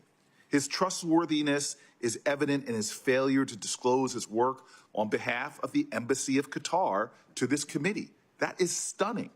Work for which he possibly broke the law when he didn't file as a foreign agent. These are entanglements that this committee should take seriously, that we should investigate before moving forward. The financial disclosures we received after our hearing that we did not have a chance to ask him about show that Mr. Patel actually enriched himself by doing work for groups linked to Russia and China, foreign adversaries of our nation. I can't believe I need to say this, that as if it may be a question, but at a bare minimum, our FBI director should not have conflicts of interest with the Chinese Communist Party and Vladimir Putin, and we should have had a chance to ask him about that in open committee. That is just the most basic due diligence. Look, everything Mr. Patel has ever written and said, so much of, what he's written and said demonstrates that he is somebody that goes against the idea of integrity and independence that the FBI wants. He has gone far, as my colleagues have said, posting the most outrageous politically charged things. I'm disbelief that of all the incredible people that could run this agency, that this is somebody that we would pick. But my concerns really have to do about Mr. Patel's testimony before this committee. No one can claim surprise when he does exactly what he's promised to do in a lot of these politically charged writings. We have credible evidence that he is already enacting this idea of revenge against FBI agents who Mr. Trump does not like. We have credible evidence that he committed perjury when he told this committee that he wasn't aware of these plans to fire FBI personnel. He later changed his answer when answering the committee's questions for the record. Suddenly, he said he went from I don't know to I don't recall whether he plans to fire FBI personnel. And this was what he was saying over and over again. He does not recall. I don't recall. Not long ago, the fact that he lied about not knowing a white nationalist podcaster when he appeared on his podcast, not one time, not 3 times, not 5 times, but he appeared on his podcast 8 times. Yet he said he did not know who this person was or did not remember. This, to me, is a continued pattern that is disqualifying. It would be, to me, something all of our colleagues in this room would say, hey, man, you're not being straight, honest with this committee. Listen, lies like this are misleading and dishonest, especially with an institution that has a reputation for that kind of integrity. His refusals to share what he said before the grand jury is another example of, to me, unacceptable unacceptable non-answering. His case about handling sensitive national security documents. It's the kind of information FBI directors are responsible for safeguarding. He played a role in that. He spoke before a grand jury. His testimony should be something shared with this committee. And his alarming bad memory about what he testified, to me, is just incredible. When asked whether he discussed with anyone the firing of the Assistant Director of Counterterrorism, he said, "Not that I recall." Did you know that the FBI officials and rank-and-file agents would be fired before he testified? Not that I recall. Were you aware of the review of FBI personnel who worked on January 6 cases? Not that I recall. Can anyone with a straight face sit here and say that that is an answer, that he is not misleading this committee? This is unbelievable if he doesn't recall that. In fact, his inability to recall such information, to me, speaks against his qualifications for a job if he's not recalling things of such importance. This committee should ask for better from this, from any nominee, from a Democrat or Republican president. This is stunning to me. We are here to serve the American people and their interest. This person has obfuscated, has lied, has shown an utter lack of character and straightforwardness with this committee. It is just obvious to me, of all the people that this president has nominated, I voted for many of them, this stands apart from what this committee should demand from anyone coming before it. I appreciate the desire to defer to a president on their nominees. This is why I have voted for many of Mr. Trump's nominees in this time that he has become elected president. But it is our constitutional duty to ensure that the president's nominees are fit for public office. This vote should not boil down to partisanship. It should really be about the objective understanding of someone who has performed and testified in this manner should be allowed to ascend without further questioning, further investigation of some of these issues that I brought up. I am very disappointed by this moment. I'm actually stunned by the fact that we are going to have a straight party line vote on someone who is so clearly unqualified for this office, who so clearly misled this committee, who so clearly has many areas of his background that this committee has not thoroughly explored that point to some serious potential for conflicts or worse. But with that, in hopes that I am trying to keep my testimony, my comments under 5 minutes, which I have failed to do, but I am concluding, sir.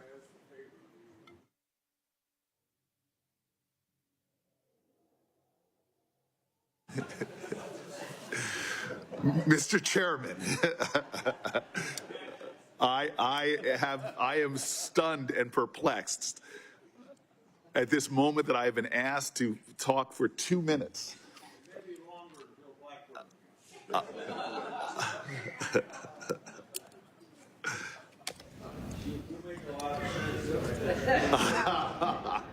For the record, the chairman has said that I make a lot of sense.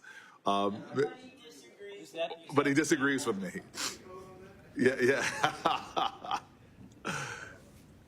Mr. Chairman, I'm going to cede to you. If you would like to filibuster, you're welcome to. I'm sure that the committee of this committee would allow you to sit here quietly.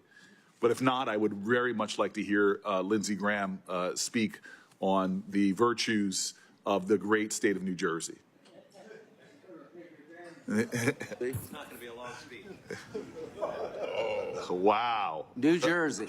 Wow. My brother-in-law is from New Jersey, and we like him a lot. That I will take that as a testimony. Thank you, sir. And happy birthday to Dick Blumenthal.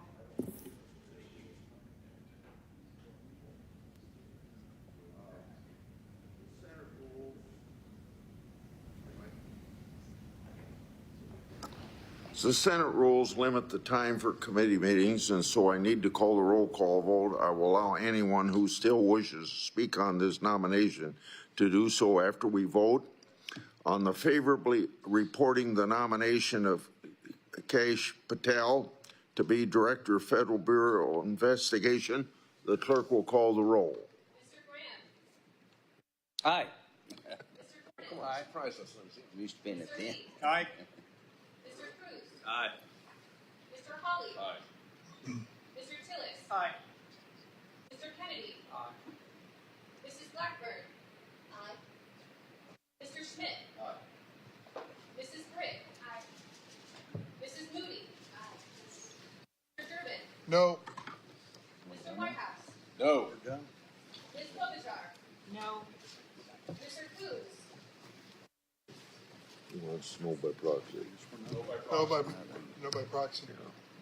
Mr. Blumenthal. No. Ms. Serrano. No. Mr. Booker. No. Mr. Padilla. No.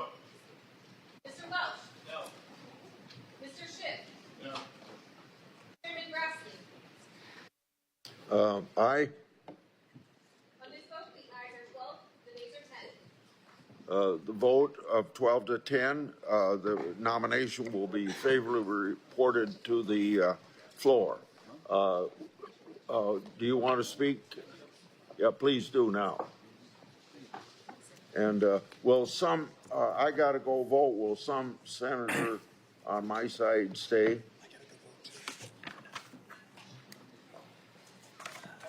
Okay. Thank you. Thank you, Mr. Chairman. I believe that this country, in this Congress, is in the midst of what has been a slow-moving but rapidly accelerating constitutional crisis. It began most visibly on January 6th of 2021, when the two norms of this republic, the peaceful transfer of power and the renunciation of violence, were breached. And where many members of the House and Senate voted against certifying the election of the person chosen by the American people. President Trump then, and President Trump today, continues to assert that the 2020 election was stolen. Stop the steal. He won the 2024 election. His election was certified. He's entitled, as president, to vigorously use the powers of the presidency to implement the policies that he advocates. He's not entitled to violate the Constitution in his effort to do so. Mr. Chairman, in my view, the beginning of the Trump administration is showing a contempt for the Constitution and a lawlessness that is dangerous to the future of our republic. Freezing federal spending, clearly unconstitutional. Shutting down agencies created by Congress with no authority to do so. Removing leaders of agencies, including inspector generals, against the clear requirements of law. Firing government employees who have civil service protections. Threatening to deport people based on their political views. Revoking, by executive authority, birthright citizenship. These are just some of the actions that the president has taken where he has no authority to do so.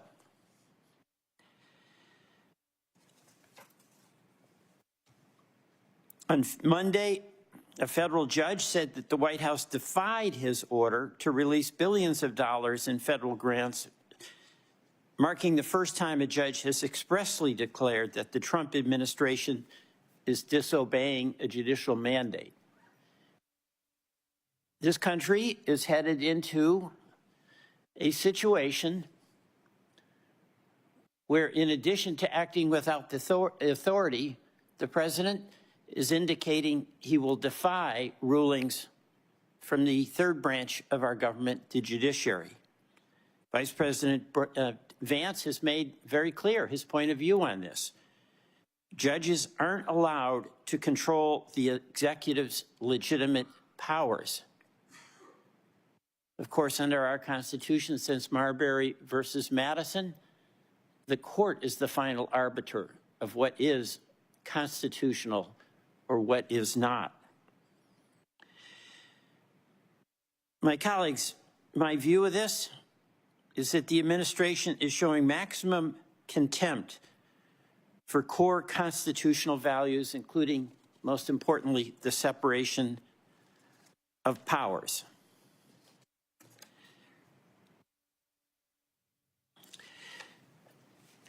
We have a dilemma here. There are many in this committee that are fully in support of the policies that President Trump is pursuing. That's, of course, your right and his right. But the unique responsibility each of us as a United States Senator has is to guarantee that in pursuit of those policies, it is done within the constitutional boundaries. This is not just to talk about civic aspiration. It's a recognition that the separation of powers, that the system of checks and balances, that the concept that ambition in the executive should be matched with ambition in the legislature, has held this country together for 250 years. We have fierce debates about important public policy matters. But what allows us to resolve those, despite disagreements, intense disagreements, is the pushing and the shoving, the engagement, the winning and moving forward, losing a fight and falling back, but all within the norms of the Constitution. That's being threatened, and I don't say that lightly. But what has happened on January 6th is continuing. And where we saw the Stop the Steal, the renunciation of the decision that the American people made on 2020 in that election, and the candidates, many of them who came before us, including Mr. Patel, unable to simply say who won the 2020 election, continuing to Stop the Steal narrative. And then with President Trump, in his first weeks in office, acting in ways that challenge the constitutional order. I'm voting against Mr. Patel because he is clearly an instrument in that effort to continue eroding the precepts of the Constitution on the separation of powers. My colleagues, this is a very difficult time, particularly for my colleagues on the Republican side. You support many of the President Trump's policies, and as I say, that's your right. But it is so essential to each of us as a U.S. Senator to make our own judgments about whether the manner in which power is being used on the executive branch is a threat to the power of the legislative branch, the Article I branch. We, each of us, must be custodians of that constitutional order in our role as the legislature in it. Tough judgments that have to be made. My judgment is that the president is showing absolute contempt for the United States Congress. And the next stop is contempt for the United States judiciary. I cannot vote for a person who signed on to that agenda. I yield the floor.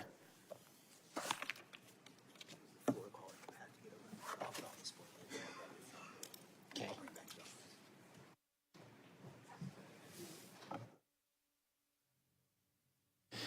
Senator Schiff will be joining us shortly. To my friend, Senator Welch, I hope we have a great relationship, but some of the things that he was talking about, the tug and pull of the executive and the legislative branch, plays out this way every time you have a transition of power. The best example I can use is a very current example right now between a Democrat governor and a Republican legislature in the state of North Carolina. We have a new governor who in his first 90 days is probably going to do, as he should, push the boundaries of the executive branch. That's their job. The same thing with President Trump. We need to continue to assert that there are very clear differences enshrined in the Constitution between who has authority, but to pretend that that just occurred in this administration is looking past the endless speeches that were made over the last 4 years about President Biden stretching his authority, being challenged in court, et cetera. So I don't think that this is new, and I do believe that getting back to Mr. Patel, that he's been treated unfairly. I had some posters here I'm not going to use, didn't even intend to speak until we determined that we need to allow more time for Mr. Schiff. But I heard a lot of people say in their comments, if the allegations are true. Now, this is coming from my colleagues on the other side of the aisle. So they're not 100% they're sure, but it sure certainly fits comfortably into a narrative in opposition to Mr. Patel. We heard a video referenced, I think, by Senator Whitehouse about, I think it was Senator Whitehouse, one of the members here, talking about the chopping of logs of the people on the so-called enemies list, which was an index to a book that Mr. Patel wrote and published.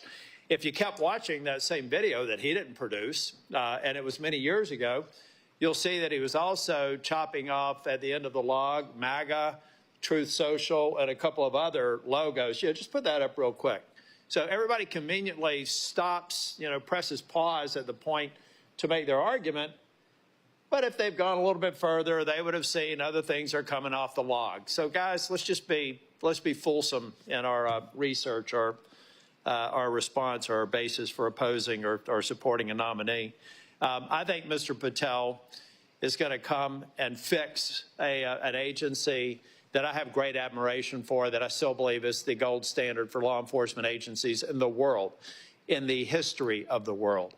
But to suggest that others should not be put under a microscope, I think, is naive. I supported Chris Wray, and yet he disappointed me in that he is at the top of the agency and there were inappropriate investigations going along. I supported Merrick Garland when he was put forth by Senator Biden, and yet he's disappointed me with some investigations and activities in the DOJ that were absolutely inappropriate under his watch.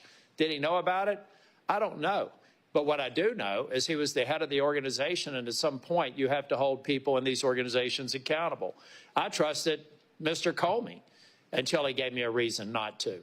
So for people to think that we should keep the FBI as it is and not question some of the politically motivated activities, whether a Democrat or a Republican is in power, are either being naive or just waiting for the opportunity when that slant is in the favor of their own their worldview. I, for one, want the FBI to do the job it does very well and nothing more, never to be motivated by political retribution. I said yesterday to a nominee, this needs to end.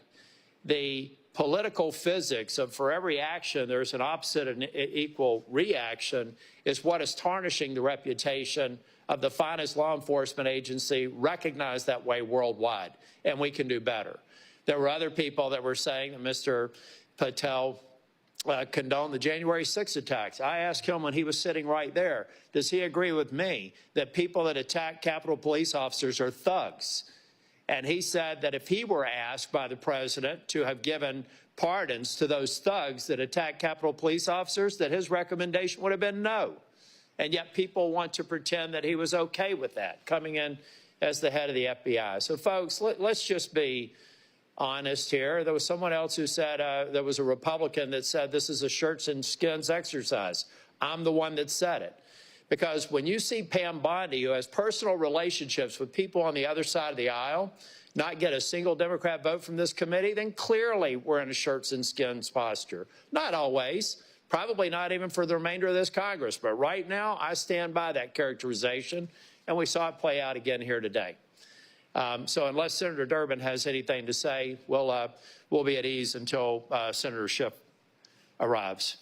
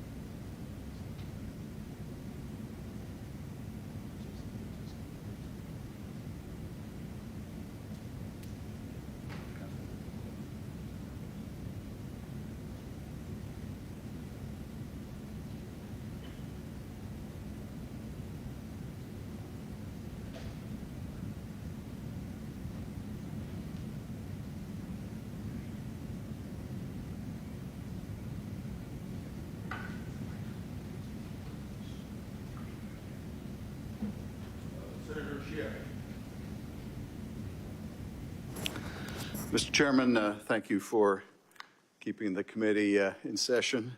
To give me an opportunity to weigh in on this nomination.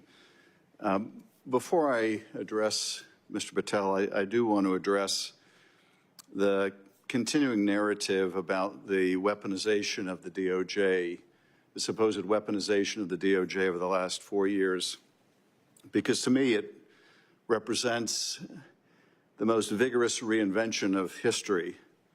The question is asked by some of my colleagues on the other side of the aisle, why is it that Donald Trump was the only president to be indicted not once, not twice, but 4 times? And isn't this, by definition, a double standard, a treating of this president differently because no other president in history has been indicted so many times? Well, the one doesn't fall from the other. Yes, this president was indicted more than any other president in history because this president committed more crimes than any other president in history. And let's look at what he was indicted for, because we can't just talk about this in the abstract. He was indicted for inciting a violent attack on the Capitol to stop the peaceful transfer of power. And yes, he's the only president ever to be indicted on those charges because he's the only president to have incited a violent attack on the Capitol. That doesn't mean a double standard was applied to Mr. Trump. It means the rule of law was applied to Mr. Trump. Indeed, the fact he was charged was a vindication of the rule of law, that we are a nation of laws, not a nation of men. It was an affirmation of that principle, not its abrogation.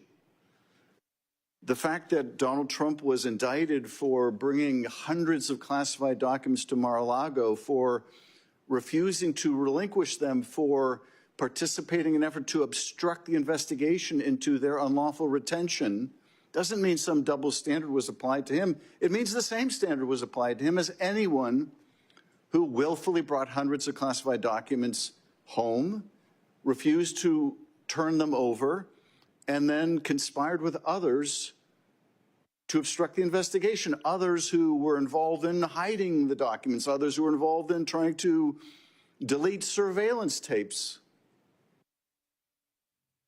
The fact that Donald Trump was indicted for making hush money payments to a porn star to hide this from voters before the election in violation of the campaign laws, the fact that he was the first to be indicted for that, well, probably means he was the first presidential candidate to be making hush money payments to a porn star to hide it from voters.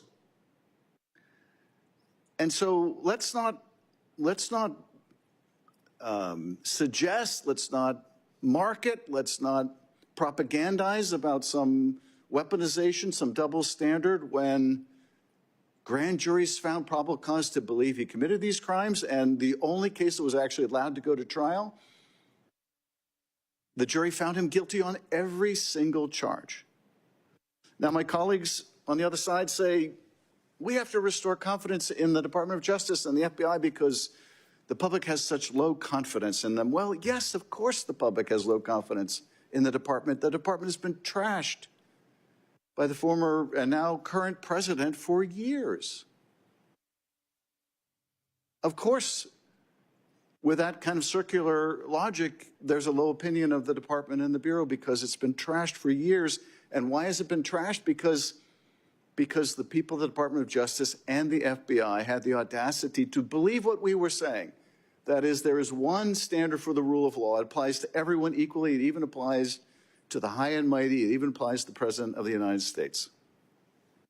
I've worked with the FBI since I was a prosecutor more than 30 years ago. They're the finest law enforcement agency in the country. I don't think they have any near peer. They are the best of the best. And to see what they're going through now with this purge, this witch hunt, is just awful for such dedicated public servants. And it's not just, as many of my colleagues have been emphasizing, it's not just that they were assigned cases they had no discretion about taking. Yes, that's true. But it's not just that. It's the fact that these cases were also deeply legitimate cases involving people who violently attacked this building, including, by the way, a prosecutor named Emil Bove, one of the guys leading this witch hunt. It was just revealed at the Southern District of New York, where he was working at the time, was one of the aggressive prosecutors working with the FBI on these January 6 cases. Now, he's the guy helping to lead the Inquisition in the FBI, the purging, the witch hunt. So this is what we're doing to the FBI right now. Now, Kash Patel was asked in committee, and he was asked after committee. We've already talked about what he was asked in committee. Let me just read the questions I asked him for the record and his answers. And bear in mind, this is just a few days after his testimony, or immediately after his testimony, and I asked, it has been reported that senior career officials across DOJ have been reassigned or fired since President Trump's inauguration. More than a dozen officials who worked on the special counsel team that investigated Donald Trump and 2 separate criminal cases were fired by Acting Attorney General James McHenry. Within the FBI, senior leaders were ordered to retire, resign, or be fired by February 3rd, 2025. Question, were you aware of these personnel moves before they occurred? Answer, not that I recall. Were you consulted by anyone at the White House, DOJ, or FBI about any of these personnel decisions? Answer, not that I recall. Have you had any conversations with the White House, DOJ, or FBI about these or other personnel moves at the FBI? Not that I recall. Okay, it's one thing if we're talking about events that happened 2 years ago or 4 years ago or 10 years ago. It might be appropriate to say, not that I recall. These were things, conversations he was asked about that happened days or hours earlier. He really doesn't recall whether he talked to people at the White House about firing people at the Department of the FBI. Are we really to believe he doesn't recall? And now, of course, we have whistleblowers who say that he was leading these firings, that he suddenly doesn't recall. That's just not the least bit credible that he doesn't remember. Of course he remembers. I don't recall, not that I recall. That's the language an attorney tells you to use when you want to perjure yourself, but you don't want to be caught in a perjury. This is who we're voting to make the director of the FBI, the guy who says, I don't recall whether I participated in ordering the firing of people. I don't recall. This is the guy who testified to this committee, I think, when Ranking Member Durbin asked him about his role in producing song with the people who attacked police on January 6th. I had nothing to do with the recording, he told us. Of course, we know because it was recorded. There he was on Steve Bannon's podcast saying, yeah, we took the recording to the studio, and yeah, we digitized it, we mastered it, we. And when he's confronted with this during the committee, he gives us the novel defense, we doesn't include me. We doesn't include me now. I don't know what's worse, the fact that Kash Patel wanted to take credit for making a song with convicted felons who attacked police officers, or wanted to take credit for something he never did, or he did it and he lied about it. But either way, it's pretty damning for anyone, let alone someone who would be the director of the FBI. This is a guy also who was called before the grand jury, first probably nominee for FBI director in history, called before the grand jury, refused to testify in a criminal case without getting immunity. Plead the fifth, demanded immunity. This is going to be the FBI director, a guy who won't testify in a case investigated by the FBI without getting immunity? A guy who has, I guess, stock options worth $1 to $5 million from a company financed by the Chinese Communist Party? And we still don't know what he did to earn $1 to $5 million from a company affiliated with the Chinese Communist Party, who made money from some Czechoslovak group, an arms conglomerate with ties to Putin. We still don't really know what he did to earn money from them either. This is really astounding that we are where we are. I've known Kash Patel since he was a staffer for Devin Nunes. He is not someone you would ever think of when you think of fidelity, bravery, integrity. Not when he was a staffer, not when he was in the Trump administration. In fact, the people who speak most damningly of Kash Patel are the people who worked with him in the administration. People like Bill Barr, who, for a lesser position, said over my dead body when asked about Kash Patel. It is just a tragedy for the FBI that it comes to this. I can't imagine the demoralization at the FBI and at the Department of Justice. The damage will be long, long standing. It seems my colleagues are determined to confirm him on the Senate floor. And to all those FBI agents I worked with over the years, to all that are there now that I've not had the privilege of working with, my heart breaks for what you're about to go through with leadership that you cannot respect, who has not earned your respect, who will not earn your respect. I know you will put your head down and do your jobs because you're professionals. I hope you stay at the FBI. I hope you don't leave, because if you're committed to the mission and you leave, then it's going to just leave behind people who are less committed to the mission. So I hope you'll stay. I hope you'll gut it out. I hope the same is true of the career professionals at the Department of Justice who are the subjects of a similar witch hunt. I spent almost 6 years in that department. I venerate that department. And we need the career civil servants, public servants who serve in both those institutions. But it will be a sad day indeed when we confirm the likes of Kash Patel, knowing what we are getting. We will have no one but ourselves to blame. Mr. Chairman, I yield back. I will close with this commentary. We've talked about and listen to people hypothesizing about Patel taking leads from the White House. We have plenty of evidence that the White House telegraphed to the Department of Justice about these prosecutions. We have Biden complaining that Garland didn't start soon enough. And then you have this coincidence of Trump announcing for re-election in December 2022. And then all of a sudden in 2023, you have 4 indictments. What a coincidence. Meeting adjourned.